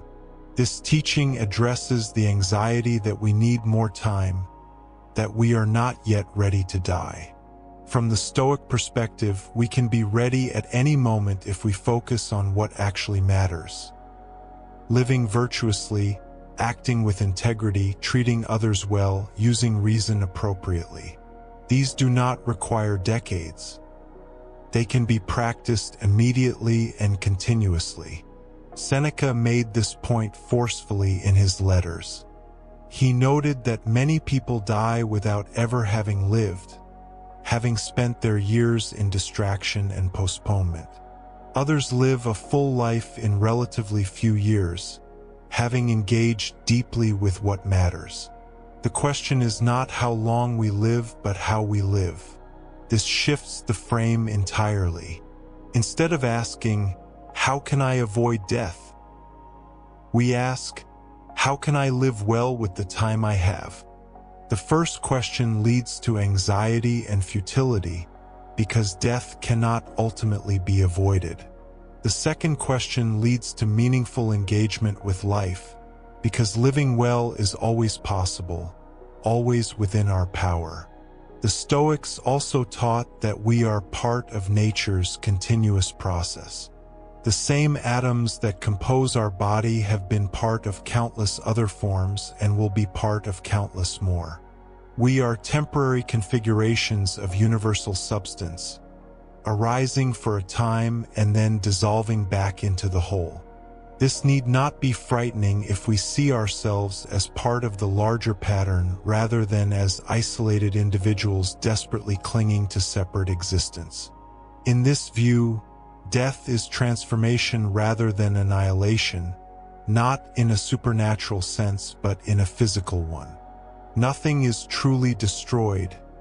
It simply changes form. The person dies, but the elements that compose them continue in new configurations. We return to the universe that gave rise to us, completing a natural cycle. This perspective can provide comfort without requiring belief in any particular afterlife doctrine. Whether consciousness continues in some form or not, we can accept that we are part of something larger than ourselves, that our brief existence participates in an ongoing cosmic process, that we matter not because we are permanent but because we are real. We turn now from theory to practice, from reflection to application. The Stoic approach to mortality has never been merely academic. It was designed to be lived, embodied, integrated into the fabric of daily existence. The question before us now is not whether the Stoics were right about death, but how we might bring their wisdom into our own lives in ways that matter, that change us, that reshape our relationship with time and existence itself. This is where philosophy either proves its worth or reveals itself as empty speculation. The test of any teaching about mortality is not its elegance in discourse but its usefulness in living. Can it actually transform how we meet each morning? Does it change what we value, what we pursue, what we let go? Does it make us more present, more grateful, more alive to the reality of our finite days? The Stoics believed it could. More than that, they insisted it must. Philosophy without application was, to them, no philosophy at all. It was merely clever talk, sophisticated entertainment for the idle mind. True philosophy was transformative. It was meant to heal the soul of its confusion, its fear, its misalignment with reality. And so they developed practices, not complicated rituals, not elaborate techniques requiring years of training, but simple, repeatable exercises that any person could incorporate into their daily routine. These practices were designed to bring the reality of mortality into regular awareness without creating morbid obsession or paralyzing fear. They were meant to sharpen our appreciation for life by keeping death in proper perspective. The most famous of these practices, perhaps, is memento mori. Remember that you must die. This phrase has become almost a catchphrase in modern Stoic circles, printed on coins and artwork, quoted in books and videos. But familiarity sometimes breeds superficiality. We can repeat the words without letting their meaning penetrate, without allowing them to do their work within us. Memento mori is not a command to dwell on death constantly, to become gloomy or morbid, to drain life of its color and joy. Quite the opposite. It is an invitation to see life more clearly by acknowledging its boundaries.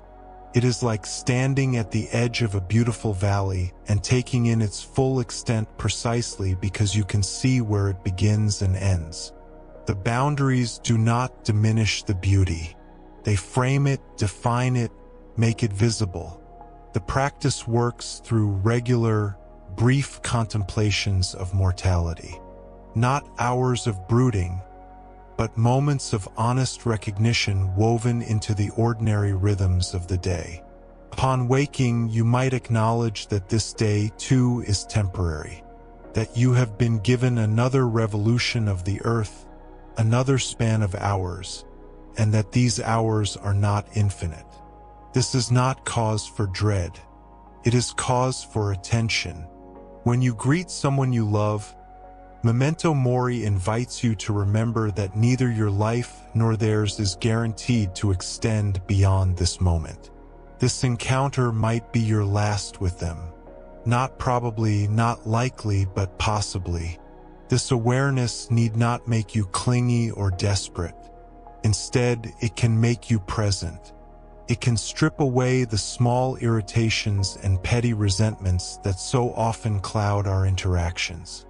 It can help you see the person before you with fresh eyes, as the temporary, precious, irreplaceable being they are. Throughout the day, brief moments of remembrance.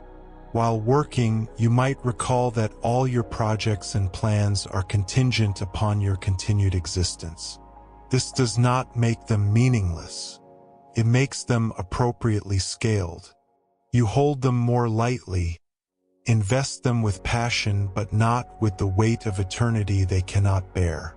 In the evening, before sleep, you might review the day with the awareness that it will never return.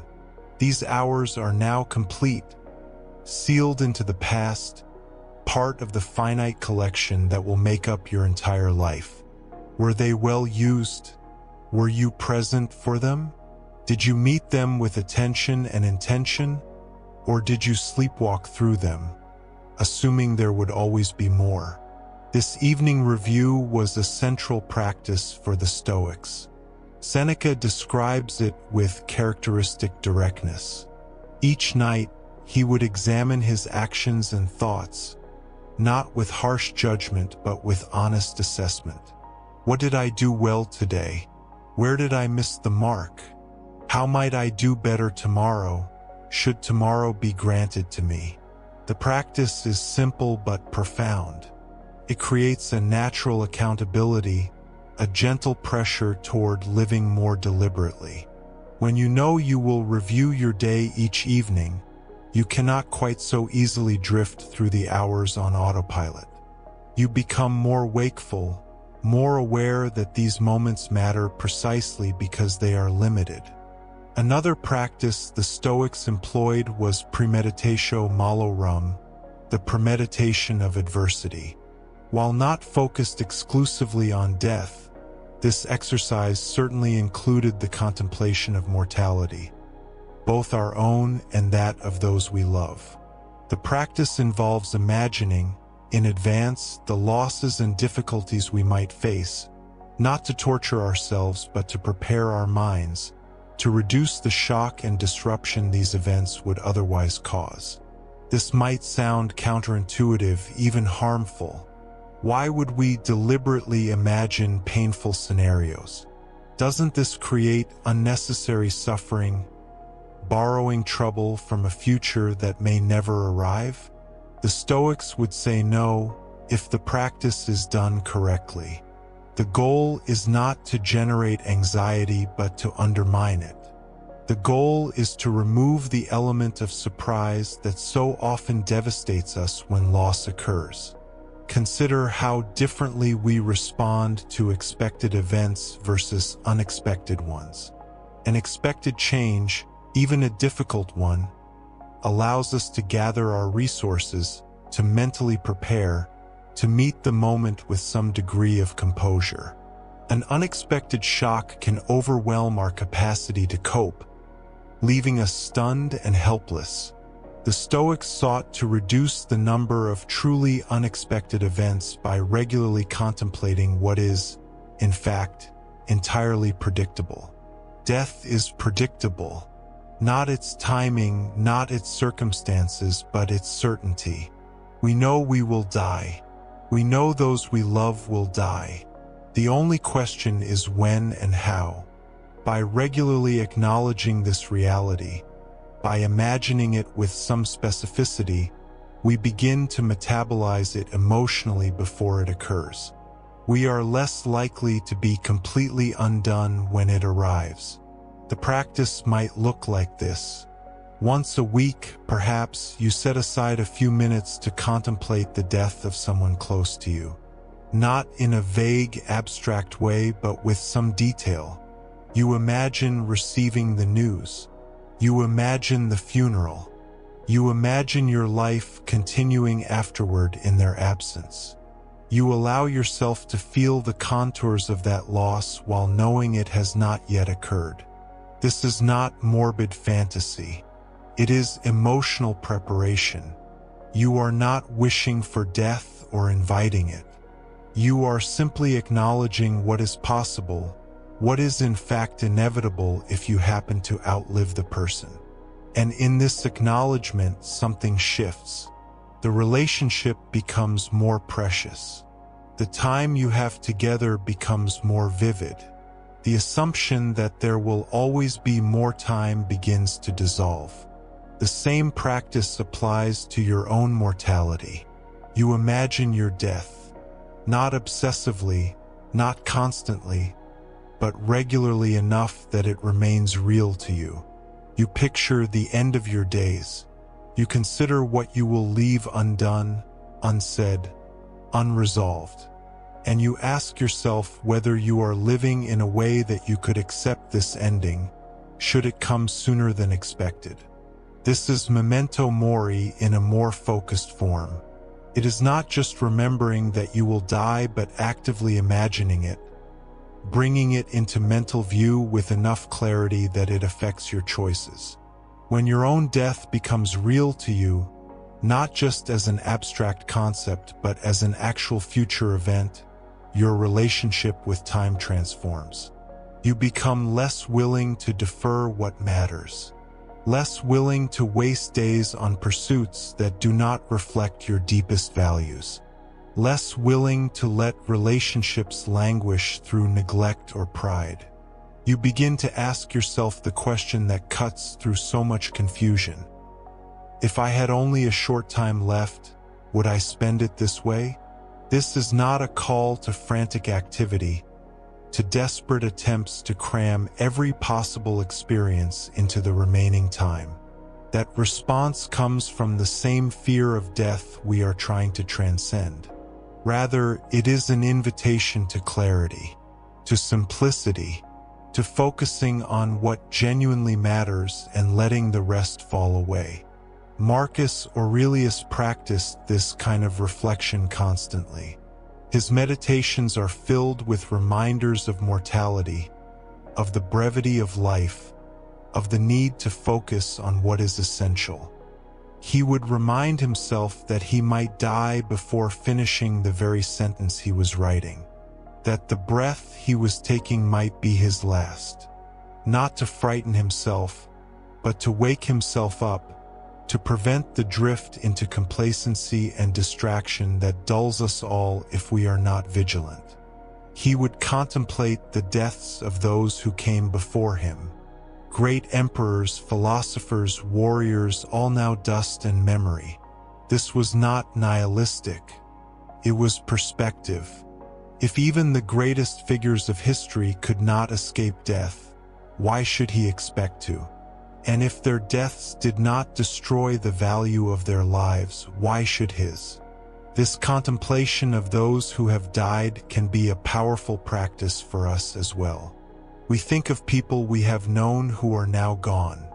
We remember how present they once were, how real, how solid their existence seemed. And yet they are gone now, and the world continues. This is not cruel or cold. It is simply true, and in this truth lies liberation.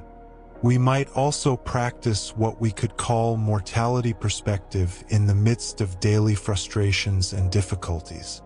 When we find ourselves upset by some minor inconvenience, some petty disappointment, we can pause and ask ourselves a simple question. Will this matter when I am dying? Will I, in my final hours, regret how I responded to this traffic jam, this delayed package, this critical comment, this rainy afternoon? Almost always the answer is no. From the vantage point of mortality, most of what troubles us shrinks to insignificance. Not all of it, but most. The genuine sorrows and challenges remain real, but the countless small irritations that consume so much of our emotional energy simply dissolve. They cannot maintain their grip when viewed against the backdrop of death. This practice is immediately practical, can be applied in the moment whenever you feel frustration or anger rising. You pause, you breathe, you bring to mind the reality of your mortality, and you ask, is this worth the precious time and energy I am giving it? Often you will find it is not, and in that recognition you can let it go, not through suppression or denial, but through genuine reprioritization. The Stoics would say you are distinguishing between what matters and what does not. You are practicing the fundamental Stoic skill of focusing on what is truly important and releasing what is not.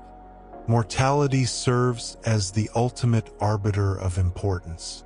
It clarifies what deserves our attention and what we can safely ignore. This does not mean we become passive or indifferent to daily life.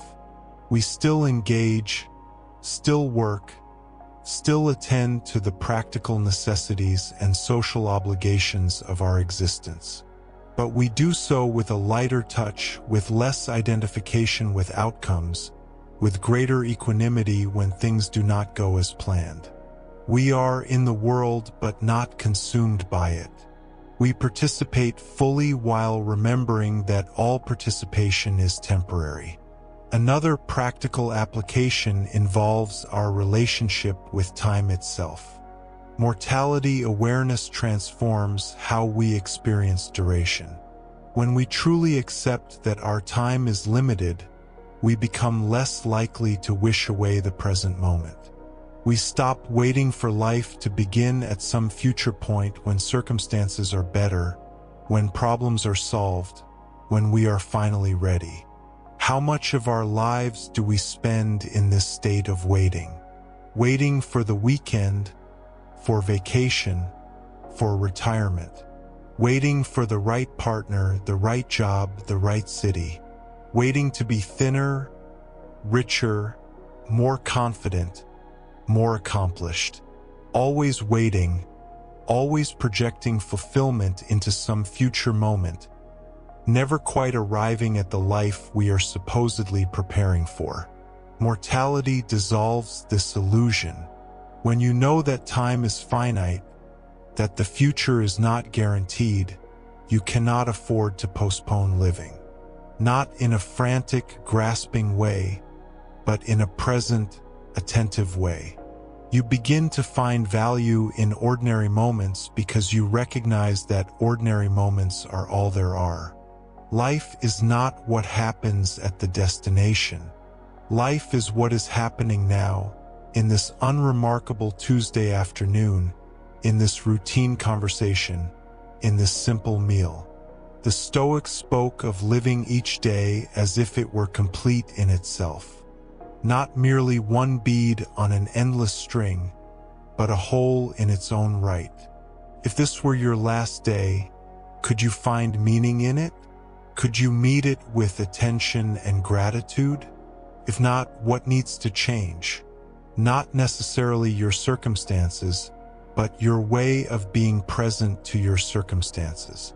This is radical in its simplicity.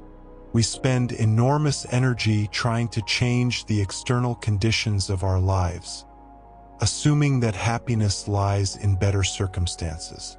But the Stoics invite us to consider that perhaps happiness lies in how we meet whatever circumstances we have been given. And mortality helps us with this by putting our circumstances in perspective. When you remember that your time is limited, that your days are numbered even if you do not know the count, you become less demanding about how those days should look. You become more able to find value in what is rather than constantly reaching for what might be. This is not resignation. It is appreciation. It is the ability to see the extraordinary in the ordinary, the precious in the mundane, because you know it is all temporary, all passing, all unrepeatable. We can practice this consciously. Throughout the day, we can pause and ask ourselves, am I present right now, or am I absent, lost in thoughts of elsewhere and else? When we notice we are absent, we can gently return. Not with harsh self-judgment, but with the recognition that presence is a choice we can make in any moment, and that mortality gives us good reason to make it. This is particularly powerful in our interactions with others. How often do we half listen, our attention divided, our minds already moving to the next thing? How often do we fail to truly see the person before us because we are distracted by our own concerns and agendas? Mortality awareness calls us back. It reminds us that this person, too, is mortal. This conversation will end. This relationship will end. Not now, perhaps, but someday. Can we be present for it while it lasts? There is also a practice we might call legacy contemplation. This involves thinking clearly about what we will leave behind when we die. Not necessarily material wealth or grand achievements, though these might be part of it, but the more subtle legacy of how we affected others, what we contributed, how we showed up in the world during our time here. The Stoics were realistic about fame and remembrance. They knew that even the most celebrated individuals are eventually forgotten, their names lost to time, their accomplishments fading into obscurity. Marcus Aurelius himself notes that those who were once household names are now completely unknown. Time erases nearly everything. So why concern ourselves with legacy at all? Because the point of legacy contemplation is not to secure fame or lasting remembrance. It is to clarify our values and align our actions with those values while we are alive. When we think about what we want to leave behind, we are really asking ourselves what matters to us, what we believe is worth contributing to the world, how we want to have affected the people whose lives intersect with ours. This practice can be as simple as imagining your funeral. Not in a morbid way, but as a thought experiment. What would you want said about you? What would you hope people remembered? What kind of person do you want to have been? And then, crucially, asking yourself whether your current way of living is likely to produce that outcome. Often there is a gap between how we imagine our ideal legacy and how we are actually living. We might want to be remembered as generous, but we notice we have been stingy with our time and resources. We might want to be remembered as present and attentive to our loved ones, but we notice we are often distracted and preoccupied. We might want to be remembered as courageous, but we notice we often choose comfort over risk, safety over growth. This gap is not cause for shame. It is cause for adjustment. The Stoics believed in the possibility of change, of improvement, of aligning our actions more closely with our values. And mortality gives us motivation to make these changes sooner rather than later. Why wait?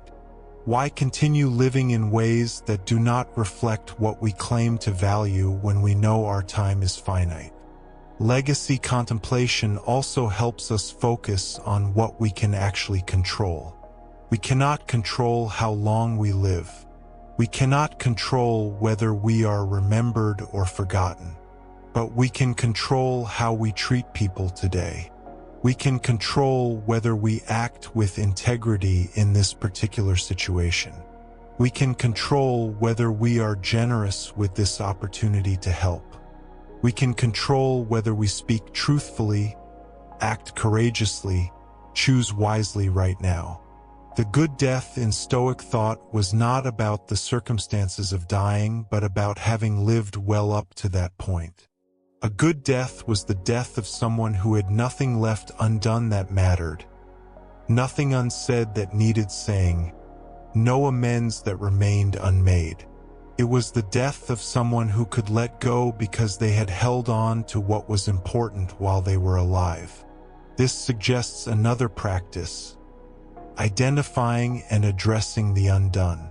What do you need to do, say, or resolve before you die? Not in the distant future, but in this life you are living now. Are there relationships that need repair? Words that need to be spoken?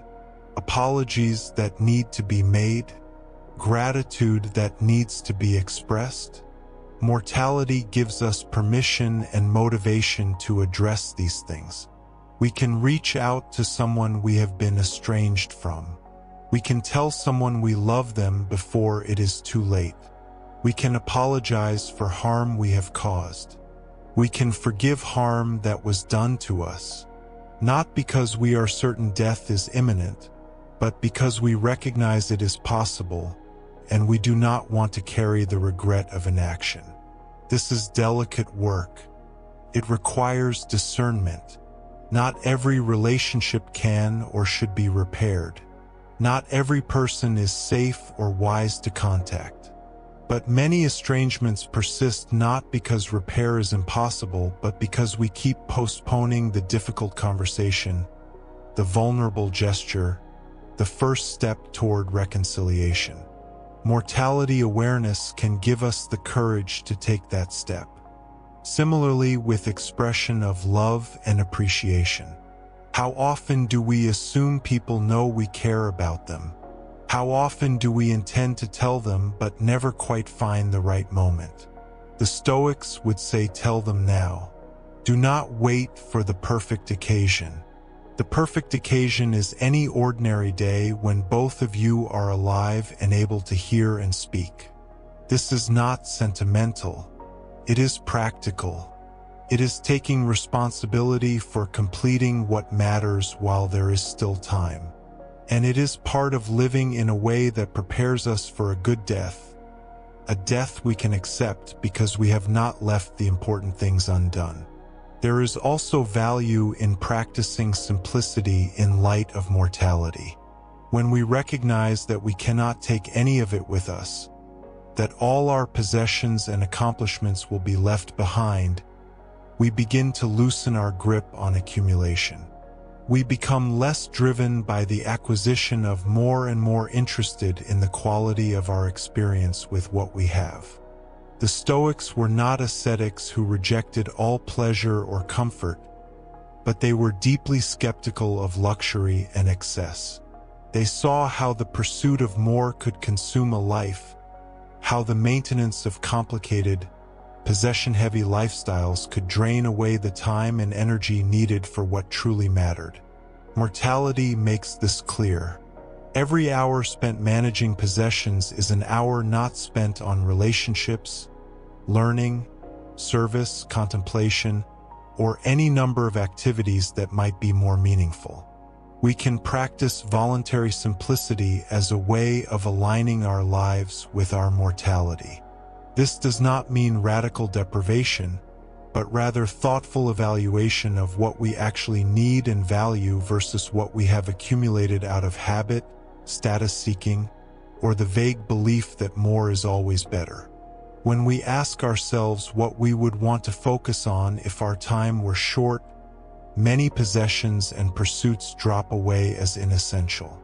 This creates space, literal space in our homes and schedules, but also mental and emotional space. We are freed from the burden of maintaining and worrying about things that do not truly matter to us. We can focus our finite energy on what does matter. This is not about judgment of those who have more or different preferences. It is about personal clarity, about knowing what you value and organizing your life accordingly. Another practical application involves how we approach our work and ambitions. Mortality does not negate ambition, but it does complicate it. If we have only a limited time, does it make sense to sacrifice the present for the sake of future achievements that we may never reach? Does it make sense to neglect relationships and health in pursuit of career success that will mean nothing once we are dead? These are not rhetorical questions with obvious answers. The Stoics recognized that people have different paths, different callings, different ways of contributing. But they would insist that we make these choices consciously, not by default. That we ask ourselves whether our ambitions are truly our own or merely adopted from cultural scripts about success. That we consider whether the price we are paying for achievement is one we are genuinely willing to pay. For some, ambitious work is deeply meaningful, a genuine expression of their values and capacities. For others, it is an escape from confronting what they actually care about, a way of staying busy to avoid facing questions they find uncomfortable. Mortality helps us distinguish between these. When we know our time is limited, we become less willing to spend it on pursuits that do not authentically matter to us. This might mean scaling back professional ambitions to make room for other priorities. It might mean pursuing ambitions more intentionally, more mindfully, ensuring they do not consume everything else. It might mean changing direction entirely, recognizing that what once made sense no longer does in light of a clearer understanding of mortality. The key is regular reflection. The Stoics would encourage us to periodically step back from the momentum of our lives and ask whether we are still moving in a direction that makes sense. Are we living the life we actually want, or the life we fell into? Are we pursuing what matters to us, or what we think should matter? Would we be content with our choices if we knew our time was nearly up? These questions are not comfortable, but they are necessary. Without them, we drift. We spend years or decades on paths that do not serve us, and we wake up one day, often too late, wondering where our life went. Mortality awareness prevents this, keeps us conscious, keeps us choosing, keeps us aligned with what we actually value. Finally, we can practice what might be called mortality gratitude. This is the practice of feeling genuine appreciation for the fact that we exist at all, that we have been given time, however much or little, to experience this strange and beautiful reality. We did not have to exist. Our existence is contingent, unlikely, temporary. And yet here we are. This is astonishing if we let ourselves feel it. When we contemplate mortality not with fear but with wonder, we recognize life as an extraordinary gift. Not deserved, not permanent, not guaranteed, but somehow granted. We have been given these days, these breaths, these experiences. Whatever comes, whatever has already come, we have had this. And that is enough. More than enough. It is everything. This shifts our emotional relationship with existence from one of anxiety and grasping to one of appreciation and wonder. We stop demanding that life be longer or different and start marveling that it exists at all. We stop resenting our limitations and start feeling grateful for our capacities. We stop focusing on what we lack and start seeing what we have been given. This is the culmination of Stoic practice around mortality. Not fearlessness in the sense of absence of fear, but something deeper, a fundamental orientation of gratitude that makes fear beside the point. When you are genuinely grateful for the time you have been given, death becomes not a tragedy but a natural conclusion. Not welcome necessarily, but acceptable, part of the deal, the price of admission to this temporary, luminous existence. We have traveled a long way together through this inquiry into mortality. We have examined death as it appears in the Stoic understanding, not as an ending to be feared or denied, but as a natural transition woven into the very fabric of existence. This journey has asked much of us. It has required that we look directly at what most prefer to avoid, that we question assumptions carried since childhood, that we consider our finitude not as tragedy but as the condition that makes our living meaningful. As we begin to gather these threads together, let us not rush toward conclusion. There is something important in allowing ideas to settle, in giving ourselves time to integrate what we have explored. The Stoic approach to death is not a teaching to be memorized and filed away. It is a practice to be lived, a perspective to be cultivated day by day, a transformation that occurs gradually as we return again and again to these fundamental truths. We began by recognizing that death is natural. This simple observation carries profound implications. When we truly absorb the naturalness of mortality, we stop treating it as an aberration or an injustice. We see instead that everything which comes into being must also pass away. The flower blooms and fades. The wave rises and falls back into the sea. The human being is born, lives, and dies. This is not a flaw in the design of things, but the very pattern of existence itself. The Stoics understood that nature is not cruel in making us mortal. Nature is simply expressing its fundamental character, which includes change, transformation, and the endless cycle of emergence and dissolution.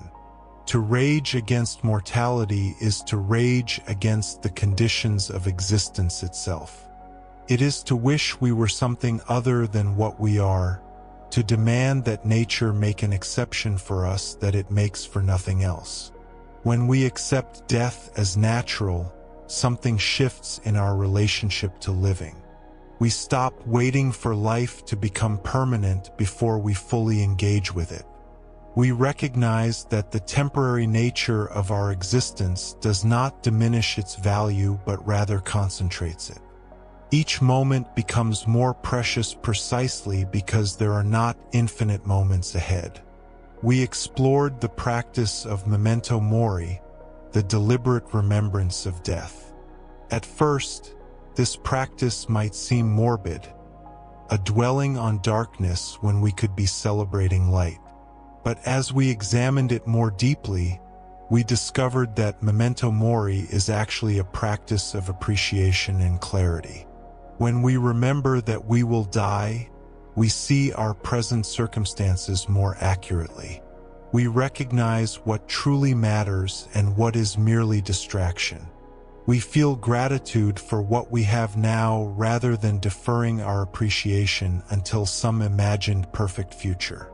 Memento mori does not make us gloomy. It makes us awake. It cuts through the illusion that we have unlimited time, unlimited chances, unlimited opportunities to do what matters most. It brings us into contact with the reality of our situation, and reality, however stark it may initially appear, is the only place from which we can live authentically. The Stoics practiced memento mori not once in a while but daily. They wove the awareness of mortality into their routine reflections. Marcus Aurelius reminded himself each morning that he would encounter difficult people and challenging situations, and he also reminded himself that all of this, himself included, would one day be gone. This was not pessimism. It was realism in service of wisdom. We examined how death anxiety operates, how it shapes our choices even when we are not consciously thinking about mortality. Fear of death often disguises itself as other fears. It appears as the fear of missing out, the fear of being forgotten, the fear of having lived without significance.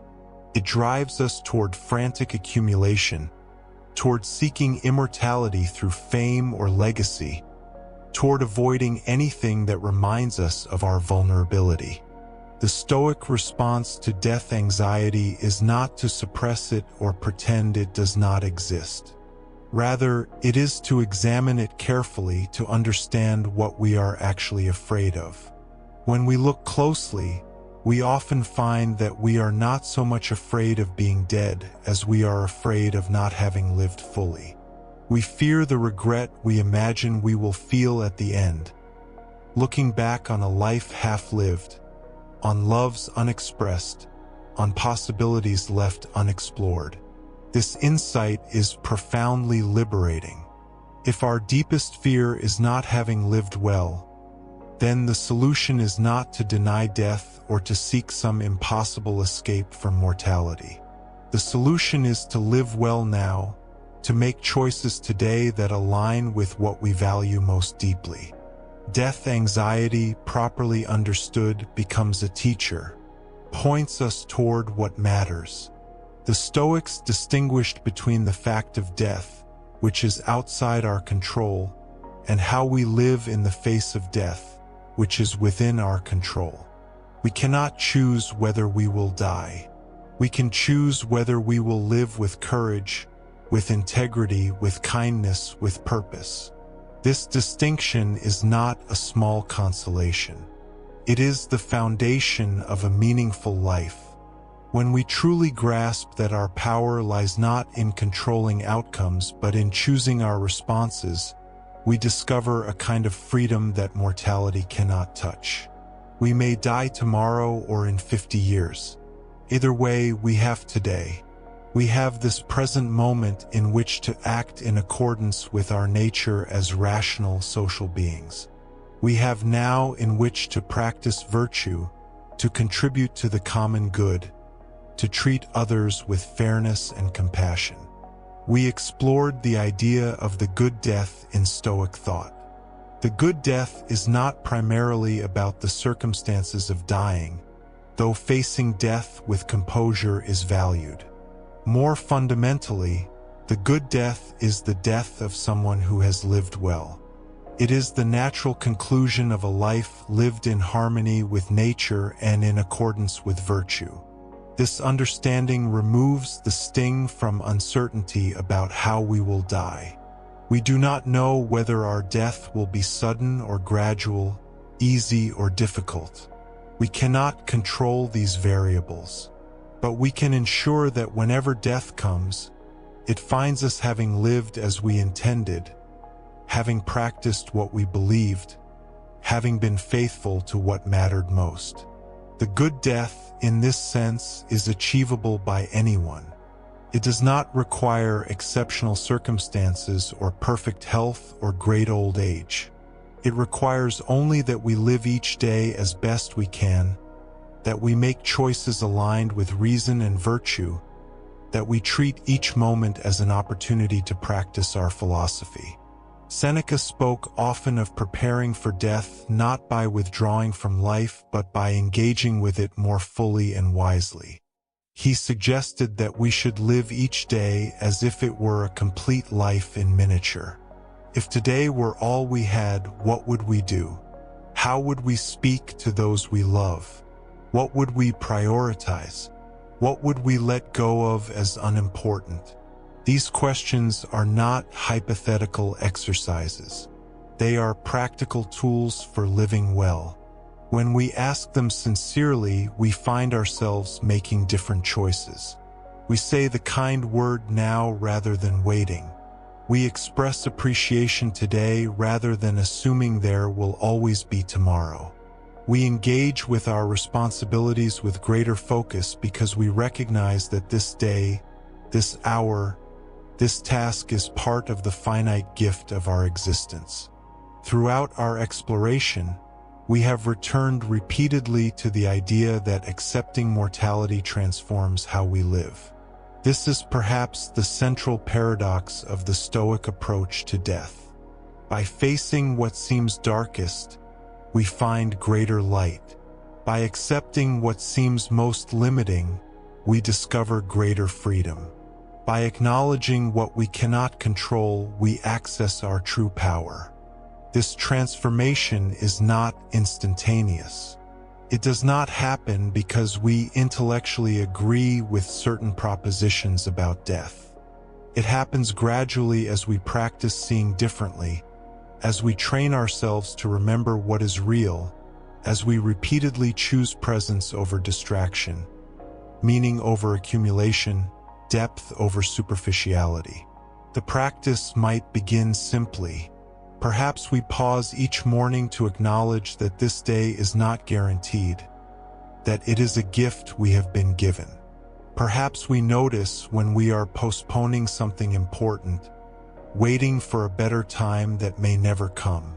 Perhaps we catch ourselves in worry about distant futures that are not within our control, and we gently bring our attention back to what we can actually do right now. Over time, these small practices accumulate. They reshape our habitual patterns of thinking. We find ourselves less anxious about things that once consumed us with worry. We discover capacity for gratitude that surprised us. We notice that we are more present with the people in our lives, more attentive to beauty, more aware of the extraordinary fact of consciousness itself. None of this requires that we become different people. The Stoics did not teach that we must transcend our humanity. They taught that we should fulfill our humanity more completely. We remain who we are, with our particular temperaments and talents and limitations. But we learn to live from a deeper place, guided by wisdom rather than driven by fear. The awareness of mortality can become a trusted companion rather than a feared enemy.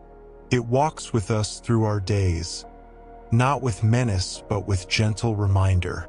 It whispers, "This matters. These people matter. This moment will not come again." It helps us distinguish between what deserves our energy and what does not, between what truly threatens our well-being and what merely disturbs our comfort. We have considered how the Stoic view addresses common concerns about death.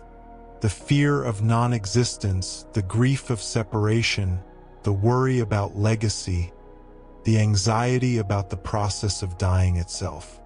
In each case, we found that Stoic philosophy offers not false comfort but honest perspective. It does not promise that death is not real or that we will somehow continue unchanged. It suggests instead that we can face the truth of death without being diminished by it. There is something deeply respectful in this approach. The Stoics do not treat us as children who need comforting fairy tales.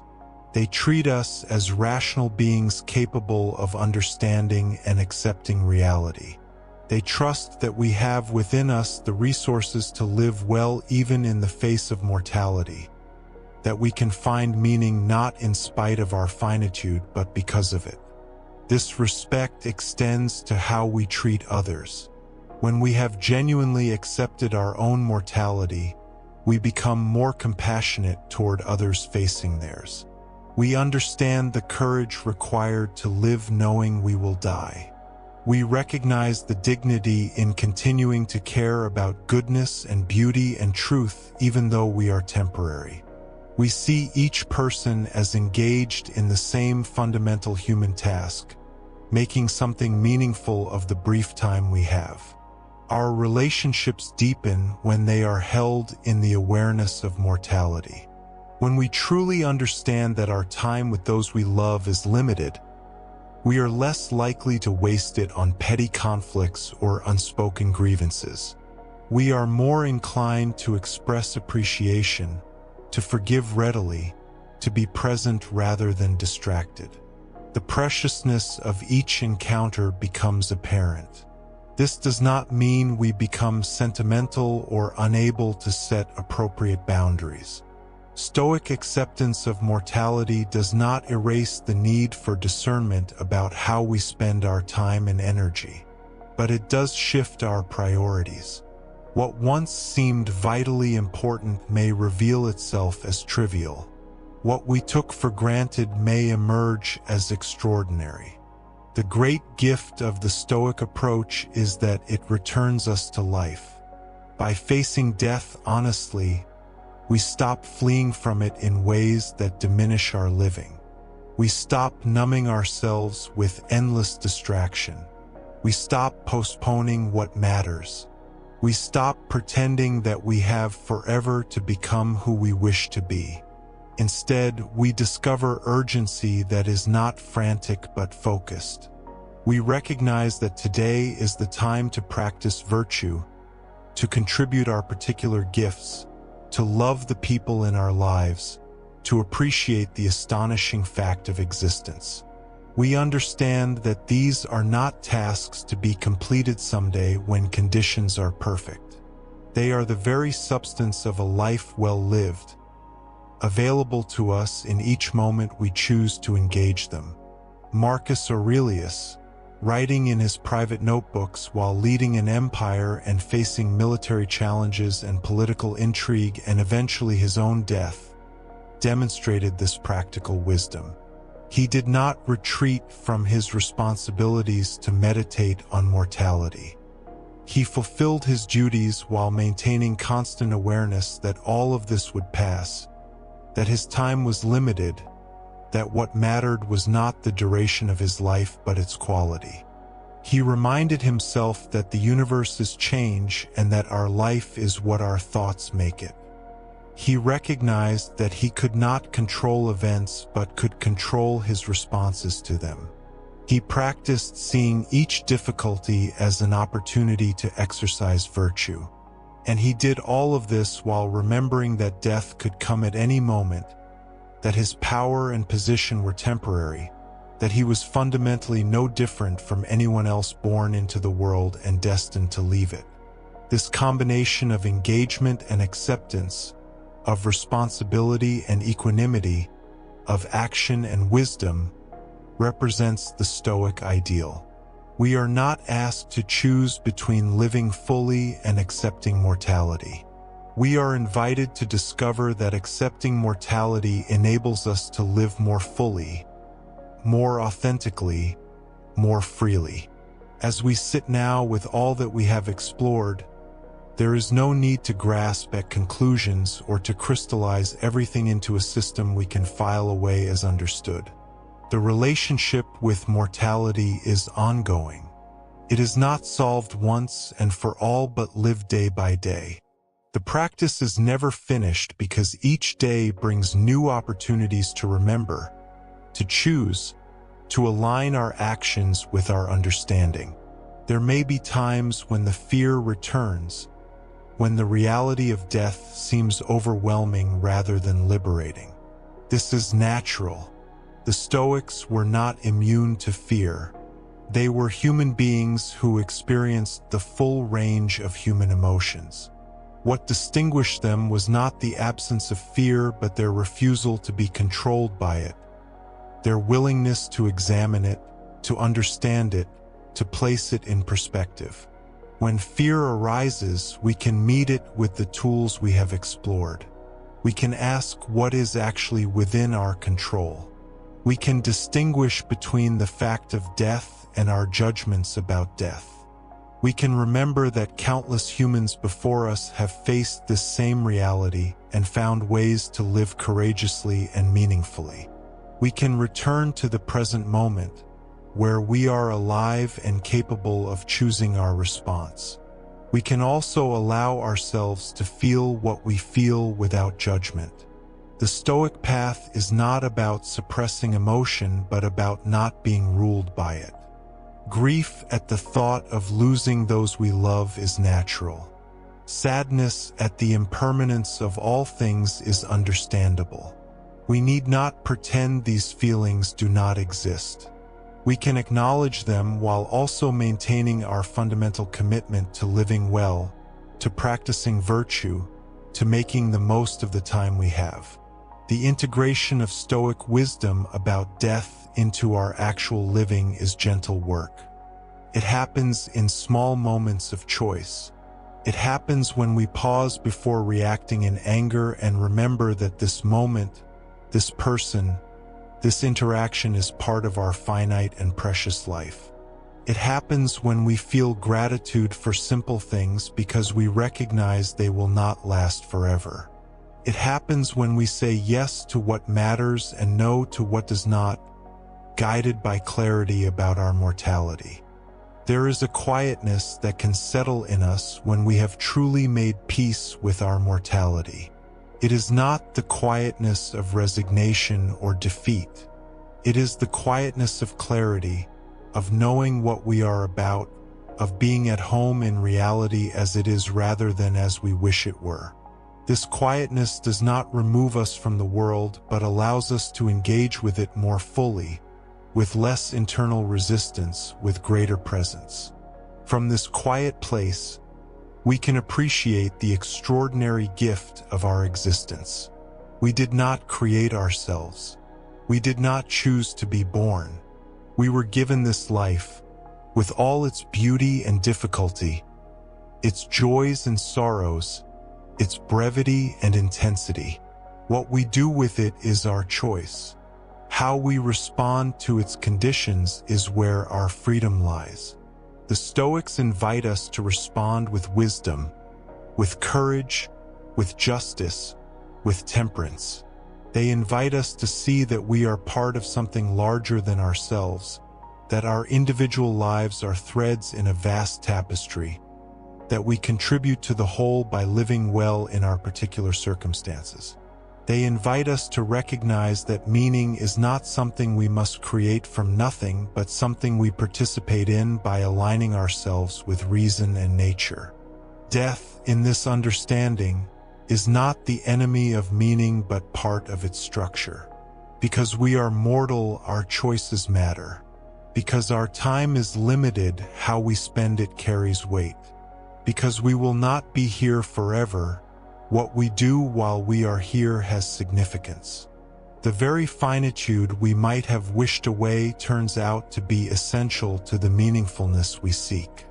As we conclude this long reflection, there is no dramatic revelation to announce, no final answer that resolves all questions. The contemplation of mortality is not a problem to be solved, but a dimension of wisdom to be cultivated.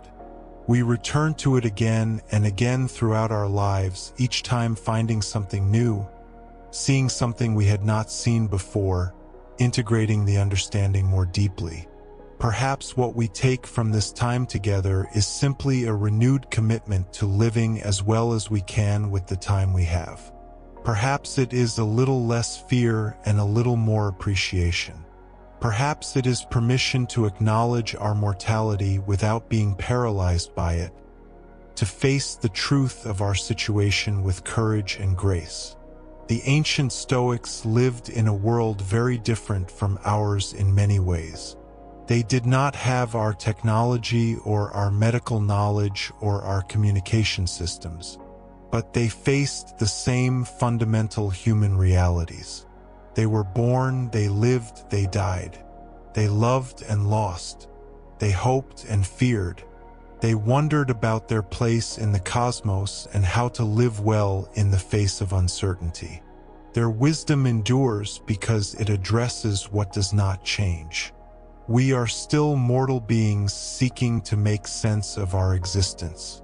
We still face the challenge of living with courage and integrity in the face of circumstances we cannot fully control. We still need practices that help us remember what matters and align our actions with our deepest values. The Stoic approach to death offers such practices. It offers a way of seeing that transforms fear into clarity, denial into acceptance, anxiety into presence. It does not promise to make death easy or to remove all sadness from our contemplation of mortality. It promises only that we can face the truth and still live well, that we can accept our finitude and still find profound meaning, that we can know we will die and still love life deeply. This is enough. This is more than enough. It is the foundation of a life lived with open eyes and steady heart, a life that honors both the beauty of existence and its impermanence, a life that finds freedom not in escape from mortality, but in full acceptance of it. May the quiet wisdom of the Stoics accompany you in your living and in your dying. May you find the courage to face what is real. May you discover the freedom that comes from accepting what you cannot change and choosing wisely what you can. May your finite days be rich with meaning, connection, and peace.